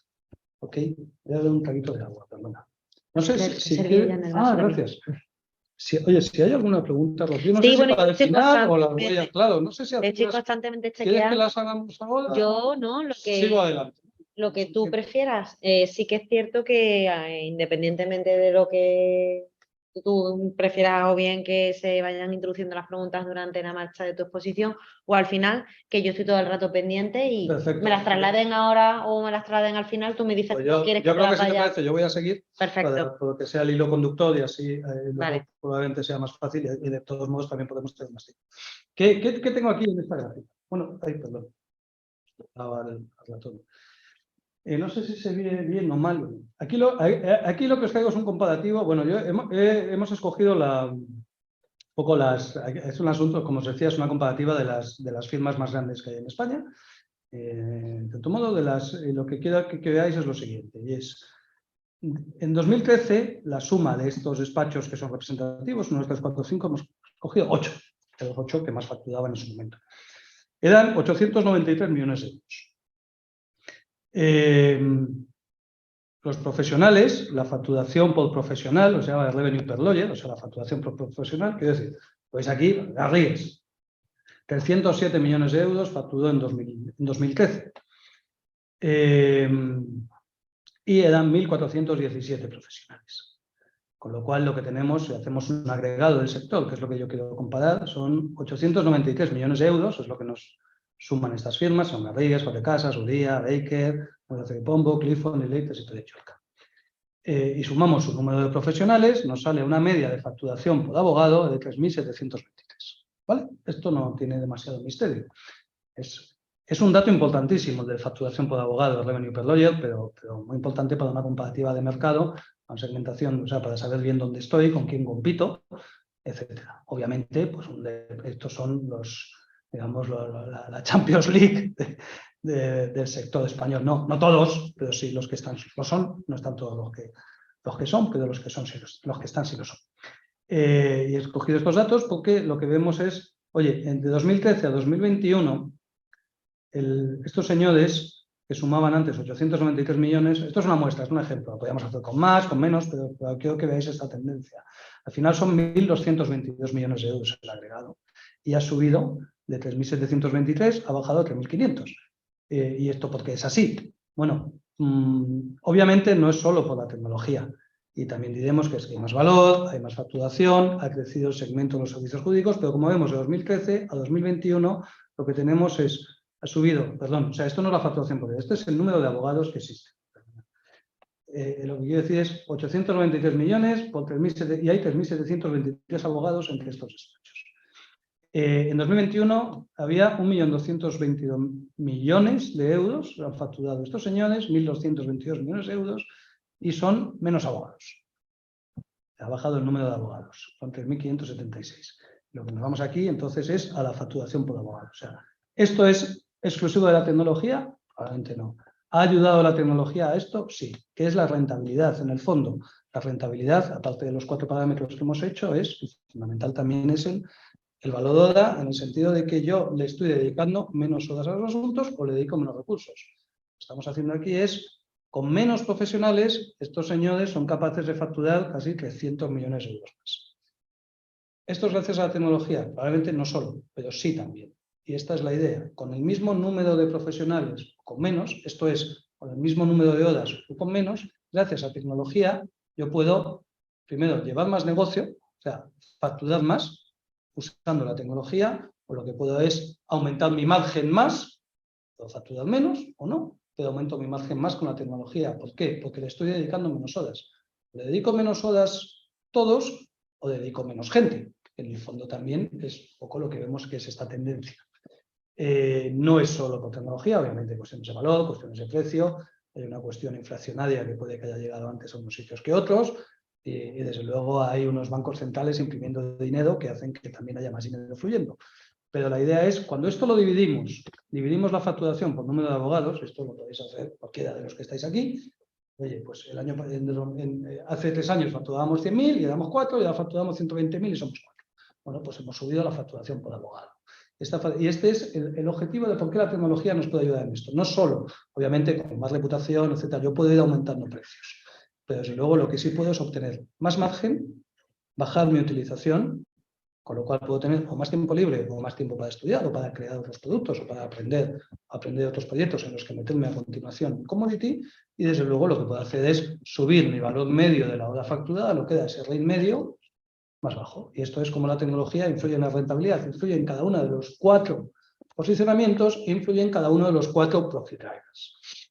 En este ejemplo, como veis, pues al final lo que vemos es que las firmas han podido, en este ejemplo, el revenue per lawyer de 2013, el revenue per lawyer, o sea, la facturación por abogado de 2013, la facturación por abogado de 2021, pues veis la barbaridad que es, en mi opinión, yo les felicito, pero como esto ha subido, entonces es la tasa es mayor. ¿Hay mucho más servicio jurídico? Probablemente, pero en estos casos hay menos abogados. No digo que estos despachos también hayan capturado negocio que de otros despachos que antes lo tenían, por supuesto que sí, por el mercado de la libre competencia. Lo que quiero decir que esto es un poco, esta es la idea general. La idea general es, podemos facturar más gracias a la tecnología o podemos facturar lo mismo, pero gracias a la tecnología obtener mayor beneficio, con lo cual podemos o bien subir el margen, o bajar la utilización, o subir el remedio. Decía que hay tres formas de ganar dinero, de ganar más dinero en los despachos, de facturar más en los despachos de abogados, de más beneficio. Una es vender más a los clientes, otra es vender más clientes, tener más asuntos, otra es vender más caro a los mismos clientes. En ambos casos se tienen que dejar los clientes, con lo cual no es fácil. Y la tercera es hacer el mismo número de asuntos, probablemente incluso vendiéndolos al mismo precio, más barato, poder obtener más beneficio. Eso se hace claramente con aplicación de tecnología. Si yo quiero, y en este tercer punto, yo puedo obtener mayor margen.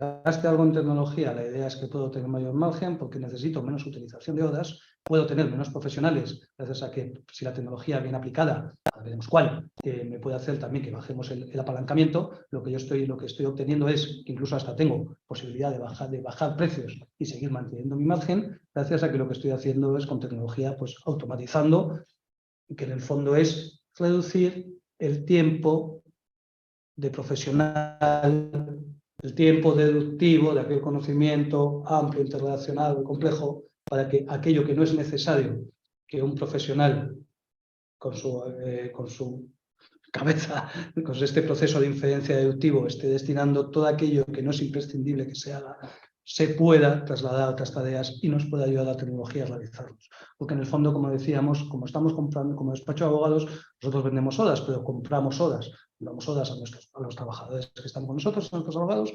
por así decir, compramos nuestras propias horas. Si yo consigo facturar lo mismo, pues un poquito menos, dedicando entre todos menos horas, porque veamos cuál, la tecnología nos está ayudando. La tecnología no solo puede ser el conocimiento, la especialización, etcétera, pero en el fondo lo que yo quiero es dedicarle menos tiempo al mismo asunto que antes. Y esto es como impacta la tecnología en la rentabilidad de una firma. Han contribuido, como decía, efectivamente. ¿Y por qué son más eficientes en este ejemplo de las firmas? Porque han hecho un mejor uso del tiempo, un mejor uso del conocimiento, una mejor asignación de tareas y se han apoyado en los profesionales de soporte, probablemente también informáticos. Lo que quiero decir con esto es que sí, la tecnología ha influido claramente en el sector, está influyendo claramente en el sector de la abogacía y está influyendo, y es lo que tenemos que ver cómo aplicarlo a nuestro despacho en estas, si queréis, 4 áreas que son las principales, que es reducir el tiempo, esto es gestionar los tiempos, hacer más, no digamos rápido y compatible el conocimiento. Gestión del conocimiento es un concepto un poco amplio, complejo. Gestión del conocimiento, para esto es la tecnología imprescindible, consiste en comprar conocimiento del exterior, pues, bases de datos de Aranzadi, no quiero decir marcas, o de Aranzadi, o de vuestros clubes, de Febre, ya puedo decir todas, ¿no? Quiero decir, yo puedo comprar una base de datos, puedo adquirir un conocimiento, puedo comprar un libro, si tengo acceso a ese conocimiento a través de la tecnología, lo que hago es adquiero conocimiento, pues gestión del conocimiento es no solo lo adquiero del exterior, sino que con la experiencia y con esta capacidad activa lo construyo, genero nuevo conocimiento, pero ese nuevo conocimiento no se gestiona hasta que yo soy capaz de archivarlo, transmitirlo a los siguientes y hacerlo accesible. Esto es, si yo aprendo mucho con un asunto, pero esto esto es conocimiento, pero no se está gestionando. Gestionarlo es, yo aprendo mucho con un asunto, pero tengo la forma en la que depositarlo en un repositorio, tengo la forma, el lugar y la manera en la que puedo dejar ese conocimiento en la firma y además dejarlo de una forma que luego se pueda transmitir a otro que lo necesite y le sea usable y a la vez que sea de fácil acceso. Esto es un círculo que además hace, pues ese conocimiento realmente lo que hace es acelerar la curva de aprendizaje y lo que hace es que no haya que inventar la rueda 2 veces. Algo que yo aprendí hace 6 meses, te lo puedo contar hoy, pero algo que yo aprendí hace 2 años, si lo dejé aquí bien escrito, accesible, eso solo se hace gracias a la tecnología, y puede venir Rocío, y adquirir este nuevo conocimiento que yo traje hace 1 año y dejé puesto en la firma, esto es gestión del conocimiento. La gestión del conocimiento lo que va a hacer es que, Rocío, si yo le dediqué a aquello 10 horas, ahora tú has ahorrado 10 horas. Te acabo de transmitir 10 horas del presente hacia el futuro, ¿no? Tú te las estás ahorrando y con el mismo asunto, mayor o menor precio, lo que sea, lo que haces es ahorrar tiempo. Si ahorro tiempo, soy más rentable porque reduzco el valor medio de la hora facturada, aumento el margen y además tienes esas horas, esas 9 horas que has ganado para aprender o gestionar otro asunto o irte a tu casa.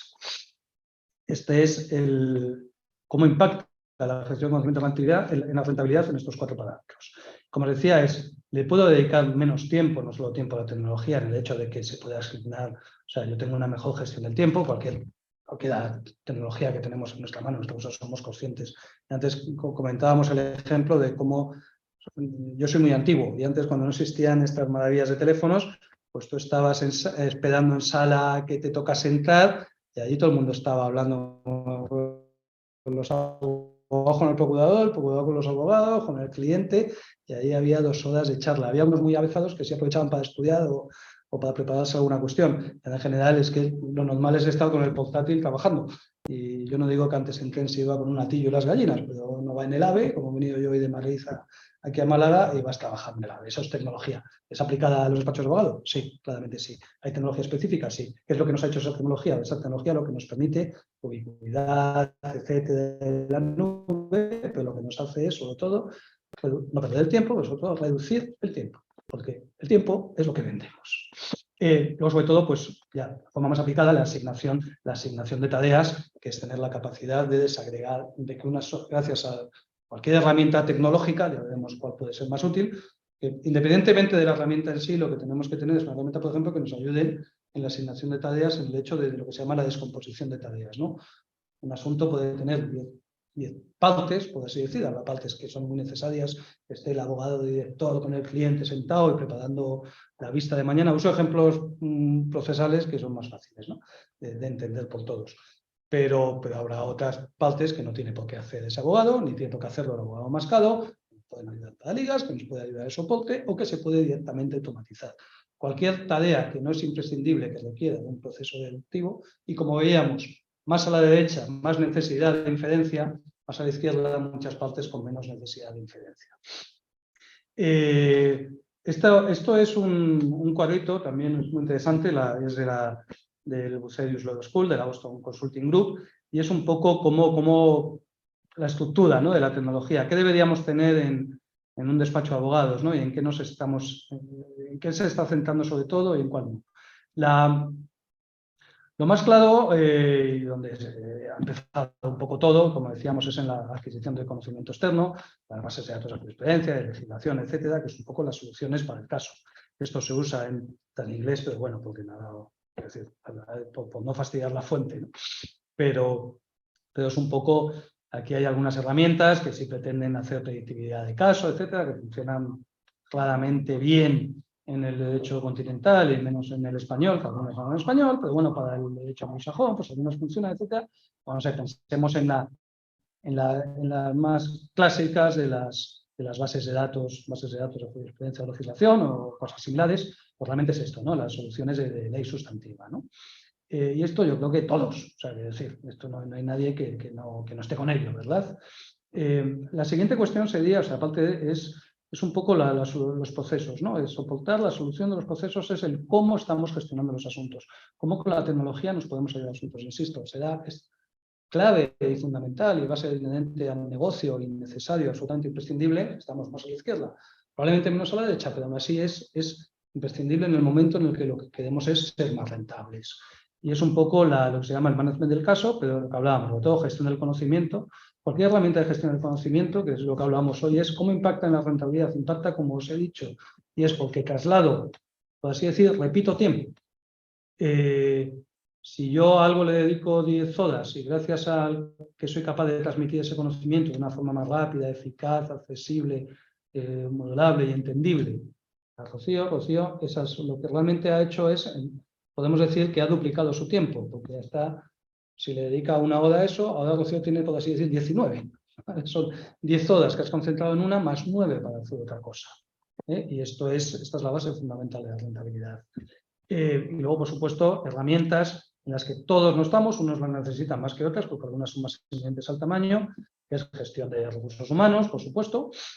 Y luego algo fundamental, que es tema de, en función del proceso, son las herramientas que se llama de CRM y de desarrollo de negocio, o sea, de gestión de clientes. Oye, pues desde el Outlook a algo más complejo, ¿no? En función a Salesforce, ¿no? Que sería, si queréis, la más compleja. Habrá despachos que tengan que gestionarlo y otros menos. Pero es un poco como la tecnología nos puede ayudar también en la gestión de clientes, ¿verdad? Y luego algo que quizás son de las más olvidadas, porque es cierto que esto de la rentabilidad y de los ratios financieros pues no es el fuerte de la mayoría de muchos despachos, es un poco todas aquellas, no solo las de contabilidad necesarias para el cumplimiento de las obligaciones contables, mercantiles y fiscales, sino un poco también las de estas ratios y finanzas, ¿no? Entonces, quizás esto sería lo básico. Por supuesto, no nos olvidemos de la última, que de esto no vamos a hablar hoy, pero veamos muy bueno, que es todo el tema de seguridad, protección de datos, etc. Esto lo damos, como en la mili, damos el valor por presumido, ¿verdad? Y es todo el tema, obviamente, todo lo que usemos a ese seguro, con la agencia, etc. Entonces, entre medias, estas son un poco por así decir, los 2 módulos que existen, ¿no? Y es todo aquello destinado al conocimiento jurídico, que son las más clásicas, las que más usamos. Estas las convertimos, y aquí es donde afecta la rentabilidad, en posibilidad de transmitir ese conocimiento y la posibilidad de desarrollo de negocio, etc. Y luego una que es el case management, que es un poco la clave, que es ¿qué puedo tecnologizar? O sea, ¿cuántas tareas puedo automatizar, en cierto modo? La ley de enjuiciamiento civil es un manual de instrucciones en el fondo, ¿no? Es un proceso, no dejan de ser unos procesos, es un algoritmo, si pasa X hay que hacer Y, y cuando pase J tendremos que hacer W. Pues en el fondo es cualquier herramienta de este sentido. Entonces, para mí, y ahora es lo que os quería decir, estas son en general los retos, los ámbitos en los que una firma de abogados debe estar trabajando la tecnología. Unos, de arriba, como os decía, son los más clásicos y más conocidos, pero hay que ir evolucionando sobre ellos. Por supuesto, todo lo referente a la conectividad, que creo que en eso estamos, y también me parece a mí que la sobreactuación en aquel momento, de estar todos metidos en casa, con los cierres, pues a los que no estaban todavía lanzados a la nube, pues ya siguen en la nube, ya no nos ha sacado nadie nos ha sacado incluso en la formación online y remota, o sea que temas de conectividad y de nube yo creo que hay poco decir ya. Interactuado obviamente cada uno con su administración de justicia respectiva, por supuesto, pero en el fondo es ¿qué es lo que no estamos haciendo y que ya nos puede ayudar? Y es en lo siguiente, ¿verdad? Que es, como decía, soluciones orientadas a la práctica profesional, que son todas las que hablamos de conocimiento, aquello relacionado con la gestión de clientes, la gestión de recursos humanos, esto es el más dependiente del tamaño concreto de la firma, gestión de conocimiento y gestión de finanzas. Entonces, ¿hay que avanzar en todo a la vez? Probablemente no. ¿Tenemos unas más resueltas que otras? No. ¿Son más críticas en función de nuestro tipo de negocio? Como hemos visto, sí. Cuanto más a la izquierda, más crítico la tecnología, ya más me puede apoyar. Y es mucho más relevante el bajar un 0,5% de tiempo en asuntos más masa que probablemente en otro. Pero el hecho de la curva de aprendizaje que nos da la gestión de conocimiento y la automatización de aquellas tareas en las que no es necesario el bien escaso es el tiempo, pero es el tiempo del profesional inteligente. Es decir, entonces el bien escaso es el profesional inteligente a la postre, ¿no? Entonces todo aquello que no es necesario, esa desagregación de tareas, aquellas herramientas que nos ayudan a que distintas personas puedan estar trabajando en un mismo asunto de una forma colaborativa, y yo sé que me toca hacer A, B y C, y al siguiente le toca D y E. No se trata tampoco de montar unos grandes diagramas de Gantt o de PEDO similar, que a veces no tienen por qué ser necesarios. Pero sí es razonable que un profesional a la vez puede estar llevando más asuntos y no tiene que estar encargándose de aquellas cosas en las que él no es imprescindible y relevante. Muchas de esas se pueden automatizar y otras sencillamente lo que se pueden es apalancar en otro personal que puede estar haciendo estas tareas de una forma también mucho más eficaz. Eso sin la tecnología adecuada es imposible. Y esto nos lleva, bueno, esto es un ejemplo que me lo voy a saltar, pero es un ejemplo entonces que ¿cuáles son los objetivos primarios? A ver, déjame aquí porque tengo aquí, quien puede ver, un montón de dibujitos que me afectan a la pantalla. Aunque me la sé la presentación, pero ahora. ¿Qué tenemos que hacer si ya no hacemos? Por así decirlo. No se trata de convencer a nadie, pero es un poco, o sea, cualquier tecnología, herramientas que nos ayudan a acelerar la curva de aprendizaje. Esto nos hace, pues obviamente, que los profesionales cada vez vayan aprendiendo en este conocimiento amplio e interrelacionado y también, no digo que sean sustituibles, pero que sea más fácil la curva de aprendizaje en el sentido de que sea un profesional que siga de mi firma, o yo mañana me voy a otro sitio, que ese conocimiento pueda ir, sobre todo que el que llegue, que sea más rápido alcanzar ese conocimiento. Esto, en vez de tener que explicárselo de viva voz, pues va a ser mucho más fácil si hay una tecnología en la que la gestión de conocimiento ya está y en la que, obviamente, hay una serie de procesos y de protocolos que nos ayudan a que un profesional se pueda ir incorporando más rápido al acervo de conocimiento y experiencia del resto de abogados que estamos en la firma. Nos ayuda, como decía, a medir la rentabilidad, o sea, no solo cómo impacta en la rentabilidad. Lo primero que hace la tecnología, de la poca tecnología que podamos hacer de finanzas, con esos 4 ratios que hemos visto, más una dotación de tiempo, no solo mejora la rentabilidad, es que de momento me ayuda a medirla, o sea, me resulta imprescindible. Y como vemos, al final puedes tener, no hace falta tener sistemas muy complejos. O sea, si hay herramientas de anotación de tiempo, de gestión de tiempo, o sea, es decir, gratis, o algunas más baratas, otras están integradas más dentro de sistemas perfectamente del caso, etcétera. Pero en el fondo tengo que anotar los tiempos, tengo que tener acceso a esos tiempos. No me importa ser, no, es que nunca sabes cuánto tiempo vas a llevar en tal, o es que nunca se sabe cuánto tiempo me va a llevar este pleito, es imposible saberlo de antemano. Bueno, hay mucho que discutir porque hay unas horquillas grandes y es mejor anotar tiempos defectuosos que no anotar nada, porque al final lo que buscamos son tiempos, por así decir, números gordos, que le llamamos, y tendencias. Y entonces herramientas. ¿Cómo ayuda a rentabilidad? Las herramientas primero nos ayudan a medir, a obtener mediciones y a obtener números. Y es para eso. Cualquier aplicación, hay muchas en el mercado, hay específicas del sector jurídico que también tiene anotación de tiempos. Esto no sé por qué es de las cosas más gravosas para los abogados. Es que de hecho hasta tengo algunos clientes que facturan por horas y no las apuntan. Te dan ganas de matarlos. Pero reconozco que es alguna de las que parece más complicado. Luego, en el momento que uno se acostumbra a anotar las horas, ya no puede vivir sin anotarlas y parece que no lo ha hecho, ¿no? Pero en el fondo, o sea, con esto y con 4 cositas más, con un Excel, con lo que usted quiera, pues es lo que sí tienes que tener es medir rentabilidad. Llega un momento en que puedes medir y decir, oye, estamos llevando asuntos de familia, estamos llevando asuntos penal económico, estamos llevando asuntos no sé cuántos, y resulta que es que los menos rentables son familia.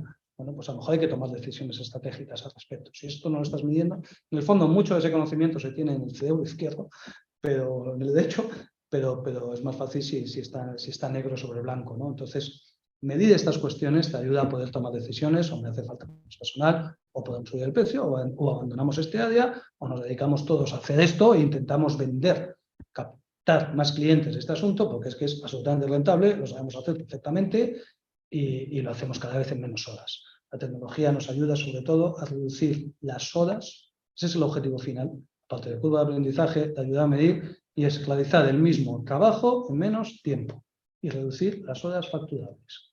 Esto es como ayuda a la tecnología a la rentabilidad.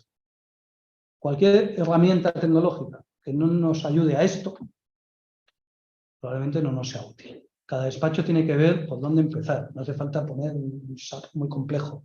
Hay herramientas en el mercado específicas para el sector jurídico que pueden funcionar. Hay otras que no tienen nada que ver con el sector jurídico que también pueden funcionar muy bien. Hay algunas muy baratas, hay algunas muy caras, pero en el fondo para impactar y ganar más dinero es descontar la inversión que se haya hecho en tecnología, que como digo, esto no es un alto horno, un despacho de abogados, habrá algunos que tengan más complejos que otros, aquellos que están más en commodity obviamente van a tener que gastar más en tecnología, probablemente necesiten casi más personal de apoyo técnico, informático, a lo mejor que abogados con 6 doctorados en la Sorbona, pero porque son negocios completamente distintos. Entonces, más a la izquierda, esto lo saben bien. Y luego, ¿esto a qué nos lleva? A ver, y es un poco, ¿se me ha atascado de algún modo esto? ¿Puedo darlo? Ahora, ¿qué sucede? Es lo que decía, ¿para qué? ¿Qué problemas?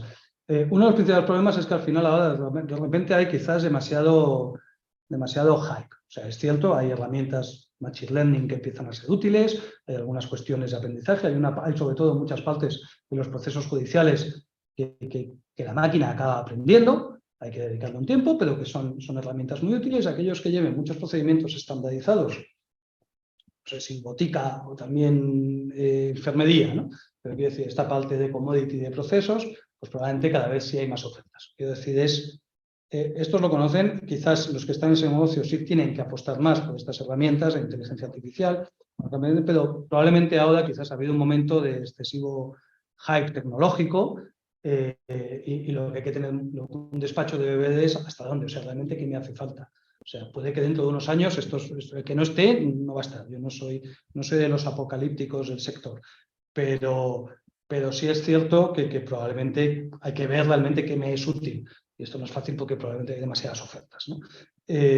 O hay una información a veces un poco, digamos, cierta inflación de información en algunas cuestiones tecnológicas que quizás no son las adecuadas para muchos despachos. Entonces, lo que hay que ver es qué necesito. Entonces, de todo lo que hemos estado viendo, lo que hemos estado comentando, dónde estás, cuál es tu tipo de negocio, qué es lo que quieres mover y probablemente dónde vas a querer reducir el tiempo para subir el tiempo. Y entonces cuáles son aquellas tareas más repetitivas, qué es lo que más necesito para gestionar. Necesito gestionar el conocimiento, necesito empezar a tomar decisiones de negocio conforme a una base numérica de rentabilidad que antes no tenía. Pues entonces a seguir aplicando por así decirlo, estos módulos, o ir empezando poco a poco, ¿no? Empezando por aquello que te es más útil, y es decidir qué se quiere y qué se debe mejorar, ¿no?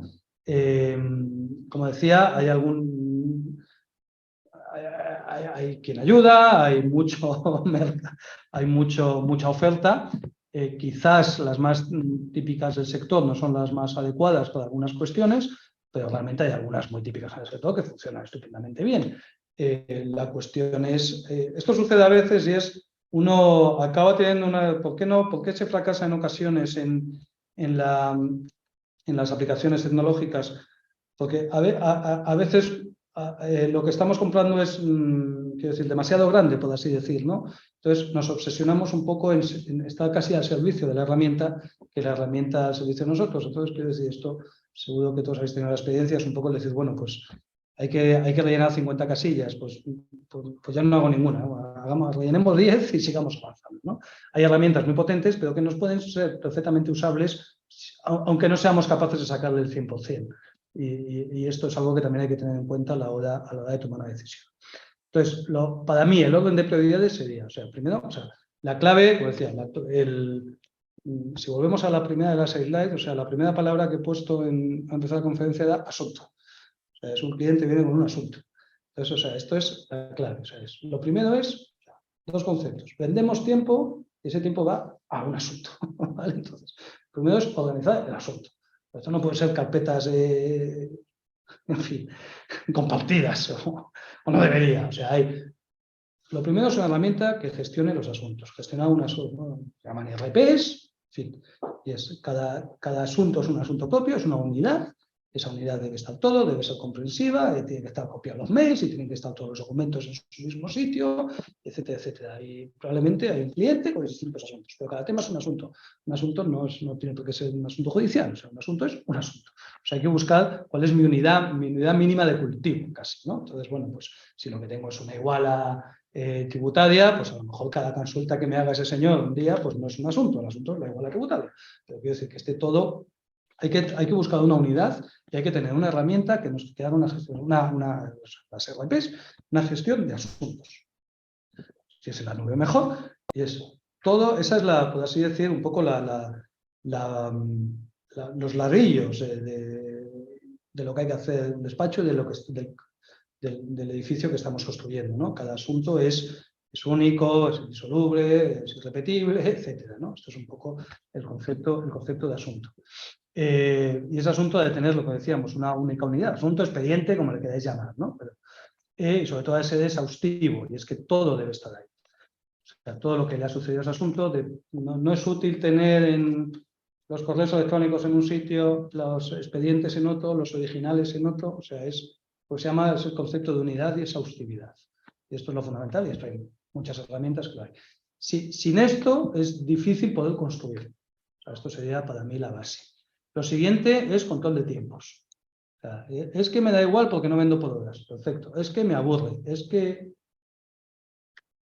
Pues no lo hagas. Pero control de tiempos. Insisto, y esto sí, gracias a Dios, el tiempo no es exhaustivo. No vendemos tornillos. Pero es mejor saber si he trabajado 1000 horas y han sido 1100, que no tener ni idea. Y es saber si a un asunto le hemos dedicado 50 horas y el año que viene a algo muy similar estamos dedicando 30 y 30 de media, etcétera, etcétera, o cómo se nos están complicando temas, o qué rentabilidad para a partir de ahí a cuestión tener cualquier cuestión con control riguroso de finanzas. ¿Por qué lo meto lo siguiente? Aunque pueda parecer más importante, porque creo que en este sentido los KPIs, los profit drivers que hemos visto durante la primera parte de la sesión, es fundamental que empecemos a medir estas rentabilidades básicas. O sea, que nadie se me asuste, o sea, que ni siquiera un Excel, es que es dividir. Habéis visto que dan 4 divisiones. ¿Cuántos socios somos? 2. ¿Cuántos abogados tenemos? 4. Pues 4 entre 2, 2. Esta me sale fácil. ¿Cuál es el beneficio por socio? Pues el margen. ¿Cuánto nos ha quedado? ¿Cuánto nos hemos gastado? 10. ¿Cuánto nos ha quedado? 20. Y somos 2, pues 10. O sea, no requiere matemáticas mucho más complejas. Pero... Y esto es distinto de las herramientas de contabilidad, de facturación, etcétera. O sea, es lo mismo, es la base numérica de donde lo obtenemos, pero lo que yo quiero realmente es ver, o sea, lo que ustedes tienen que ver es, al final también, qué porcentaje me gasto en abogados, por así decir, o en lo que se llama en productores, viviendas, qué porcentaje me gasto en personal no abogado. Puede ser, pues, la parte de administración, lo que sea. ¿Qué me gasto en cosas? Un poco el concepto es técnico overhead. ¿Y cuánto queda? Lo que queda es al margen. Y en abogados no está el dinero que yo me he ido llevando como socio cada mes, ni las veces que he metido la mano en la caja, ni la comunión del niño que he facturado con la empresa. O sea, eso va abajo. Y al final es cuánto me llevo. Si resulta que yo tengo coche y tengo yate, y esto me lo paga el despacho y además tengo un sueldo, pues coche y yate van en beneficio. ¿Vale? Y al final es eso, no tiene nada que ver con la cuenta clásica, los parámetros clásicos, porque las 4 cosas que queremos mirar no vienen tampoco en el activo y en el pasivo. Obviamente, no digo que no sea relevante, si hay deuda, no hay deuda, etcétera. Pero vamos, en el fondo, los activos, y en muchas ocasiones, o sea, hay quien acaba engordando demasiado una firma o se te acaba teniendo demasiada caja, bueno, aunque es obligatorio sacarla, lo quiero decir, o se acaba comprando el inmueble con la propia sociedad profesional del despacho, etcétera. Esto genera unas complejidades, estos activos que no son inherentes en sí mismo al negocio y que no nos ayudan a medir. Entonces hay que limpiar, depurar, no tiene nada que ver con la operativa contable, fiscal y mercantil, sino que son estas 4 finanzas básicas que tenemos que tener controlados. Lo siguiente sería gestión documental, en el sentido de gestión de conocimiento, como hablábamos. No solo muchas herramientas las hay en el mercado que ya hacen las 4 cosas. Pero si no puedes ir haciendo las 4, deberías ir construyendo así. Todo esto, por supuesto, pues web, en la nube y seguridad y compliance. Esta es la tecnología, esto es cómo debemos usarlo y esto es cómo impacta en la rentabilidad. ¿Cómo vamos? Pues regular. Regular mal. Hombre, no, te lo digo porque... Vale, pues terminamos aquí. Solo decir una porque cosa. hay preguntas vale. y tú te tienes que... Yo me tengo que la que no espera. Solo decir una cosa. Lo difícil luego es, una vez que hemos decidido la tecnología, que sabemos lo que queremos hacer, que queremos saber cómo nos impacta nuestra rentabilidad, lo difícil es ponerse en marcha. Y os dejo aquí una fórmula que me encanta. Esto es de un psicólogo de organizaciones estos, que es lo que se necesita para que un cambio, un uso de una tecnología en un despacho funcione, es que las personas que lo van a usar le apetezca. Y ya está. Y para esto, lo primero es apoyarse en los believers, que es que existen, que siempre vas a encontrar a alguien más tecnológico que nos va a ayudar a que algo funcione. Puedes pedir ayuda externa, pero sobre todo es que la persona que va a usar la herramienta tecnológica esté convencido. O sea, al final cambiar de una forma de trabajo, los hábitos de trabajo son atajos. Entonces a mí que me quiten un atajo, un hábito de trabajo que tengo, para que me pongan otro, me tienen que convencer de que eso es mejor. O sea, mi escenario hoy es este y quiero ver que mi escenario futuro es mejor, si no, me va a costar mucho hacerlo. No digo, hay organizaciones en las que es más difícil y hay gente más encantadora que lo hace muy fácil. Pero es un poco esta fórmula muy sencilla que es, lo dejo aquí porque me parece muy curiosa y muy interesante, que es la motivación al cambio, porque sin motivación al cambio me cambio, y es la inversa del esfuerzo, o sea, cuánto le va a costar a la persona cambiar, por la idoneidad del instrumento y por el valor de la nueva situación. ¿Esto qué quiere decir? Hay que intentar que el esfuerzo sea el mínimo posible, que esto ya depende de cada gente. Hay que ser muy bueno con el instrumento. Muchas veces, muchas cuestiones estas fracasan precisamente porque el instrumento no es el adecuado. Nos hemos pasado de grandes o nos hemos quedado cortos. Y sobre todo hacer ver el valor, lo que hablábamos es el futuro. Con esto es mejor para todos o es mejor incluso para ti. Ese atajo tuyo que tenías ahora es un mejor atajo. Tengo que visualizar el valor de la nueva situación. Y muchas gracias. Pues al final, muchas gracias, José Luis. Al final has tenido que acelerar, que estaba todo súper interesante, aterrizando muchas cuestiones que yo creo que a todos siempre nos rondan la cabeza, pero que efectivamente no sabemos cómo materializar ni de qué manera contextualizar dentro de nuestra situación propia de nuestro despacho. Al hilo de todo lo que nos has ido contando, nos trasladaban preguntas, concretamente José Luis Cortés nos preguntabas cuando hablabas de los 4 tipologías de despachos que teníamos, que iba desde el commodity hasta el expertise, ¿cuál sería la estrategia de negocio más adecuada para un equipo humano con un tipo de asuntos para un despacho pequeño con conocimiento, experiencia y capacidad tecnológica? Bueno, esto es una cuestión estratégica complicada. Depende, realmente, la primera decisión es a qué te quieres dedicar. O sea, en el fondo, los despachos de abogados, las firmas profesionales, son un poco distintas también, esto no lo he comentado, el resto de los negocios, en que, no sé, tú, en cualquier otro negocio tú ves una necesidad, ves que hay gente que tiene sed y que le apetece beber algo fresquito y decides que lo que tienes que hacer es vender cervezas y luego al final acabas dotando los recursos necesarios. Los servicios profesionales es un poco al revés, y empieza por la persona, es qué recursos necesarios tengo, qué sabemos hacer en función de lo que sabemos hacer, que muchas veces es lo que nos gusta, porque lo que nos gusta es lo que hacemos mejor, es qué queremos hacer. Entonces, en función de lo que sabemos hacer es a lo que nos podemos dedicar. Parece que la pregunta que nos hacen ya tienen claro que es un poco personas bastante, quiero decir, con un perfil tecnológico, en el sentido de que para ellos es amable la tecnología. Entonces, muy probablemente, si tienes estas capacidades, las personas que trabajan, que están en ese despacho, que conforman ese despacho, son habilidosas, en cierto modo, como hemos llamado incluso hasta believers, este tema de tecnología, puede que sí tengas una ventaja competitiva para dedicarte a aquellas áreas de negocio que probablemente en la que la tecnología es más relevante, que probablemente sean las de más hacia acá. Va a ser mucho más relevante procesos y commodity. Si lo que haces es, si eres muy tecnológico y sabes usar mucho la tecnología, etcétera, y te vas a dedicar al derecho, no sé, al arbitraje internacional, o al derecho agrario, pues a lo mejor son áreas en las que no sea tan relevante. Pero yo diría, si tenéis esa capacidad técnica, sería buscar aquellas partes en negocio jurídico, pensar qué tipo de clientes están buscando esas soluciones más estandarizadas, esos problemas que no son tan relevantes y complejos en su vida y que con la tecnología es más fácil dedicarse a esa parte de la ejecución. Perfecto, pues después proponen 2 compañeros también, José Luis Cortés García otra vez y Rionay, 2 preguntas que están muy relacionadas, que es cuando hablaba de las herramientas típicas del sector, porque exponía cuáles son los requisitos que debe reunir, qué es lo que debemos buscar en función de las necesidades de cada uno, y hablaba de las 4 prioridades que debemos buscar a la hora de seleccionar una herramienta, y también hablabas de herramientas propias del sector, que mencionabas, pues hay algunas que no son del sector y que pueden servir muy bien, sí. En cambio hay otras que están específicamente diseñadas en el sector. Preguntan eso, ¿cuáles son las herramientas más típicas del sector? Y dentro de esas, ¿cuáles son las que integran estas 4 prioridades que tú has mencionado? A ver, yo creo que son más o menos conocidas, o sea, no voy a hacer publicidad de ninguna del sector porque son solamente conocidas y que yo los diga tampoco ni les va a venir bien ni les va a venir mal. Entonces, bueno, pues quiero decir, hay algunas más conocidas en el sector que son las típicas destinadas a despachos de abogados y específicamente a despachos de abogados de habla hispana. En España pues están las que hace Avanzadi, las que hace Walters Clubes, las que hace la ley, hay algunas herramientas de Francis Lefebvre, etcétera, que son un poco, yo creo que son herramientas buenísimas, todas ellas. Unas tienen unas cosas mejor y otras tienen otras cosas mejor, y unas tienen unos precios y otras tienen otras, y algunas se venden, por así decir, más enteras y otras más por partes, ¿no? Creo que esa es un poco cuando me refería a las típicas del sector, me refiero a las más conocidas en España, que son estas grandes empresas que hacen unos trabajos estupendos.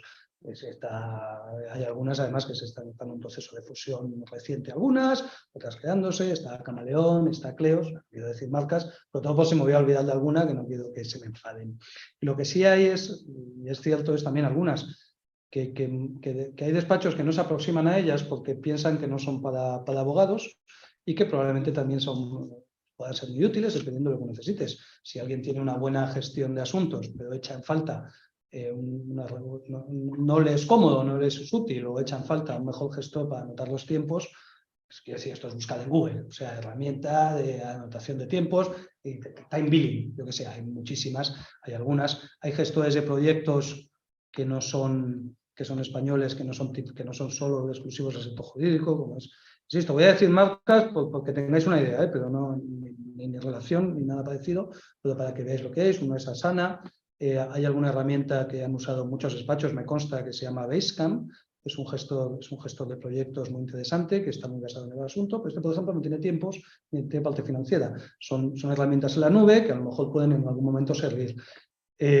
También diría, o sea, experimentos con gaseosa, o sea, si hay cosas que funcionan, cosas que muchos usan, lo más fácil en esto es preguntarle a cualquiera de ellos y empezar a tirar yo diría, de las herramientas. O sea, que hablábamos, los grandes proveedores que hay españoles son empresas muy contrastadas y tampoco hay que ver 50.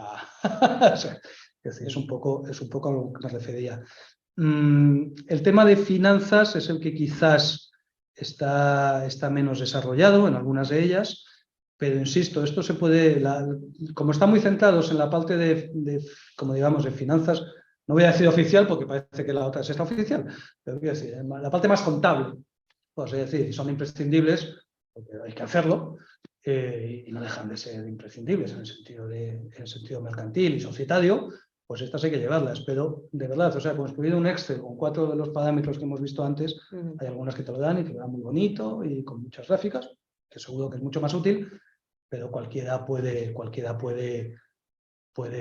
incrementar una herramienta más sencilla de las muchas que hay en el mercado para anotar los números para esto. Ahí no hay ninguna recomendación expresa. Bueno, pues esto es todo. ¿Ya está? Sí. Bueno, muy bien. Pues muchísimas gracias por acompañarnos esta tarde, por verter todo este conocimiento tan útil y tan práctico que seguro que todos los compañeros que han asistido, que han sido bastantes, les ha sido muy útil y esperamos poderte ver por aquí pronto y que compartas más tips, más trucos, más estrategias, más cosas con las que puedes ser mejor profesional y gestionar mejor nuestro despacho. Muchas gracias, yo espero que haya sido útil, espero no haberme enrollado demasiado, no, que haberme pasado el tiempo, así nada, muchísimas gracias a ti, muchas gracias al colegio y a la gente de formación que hace posible esto y que nos ayuda con todo. Pues muchísimas gracias, José Luis, y a todos vosotros, pues muchísimas gracias y gracias por acompañarnos. Hasta la próxima.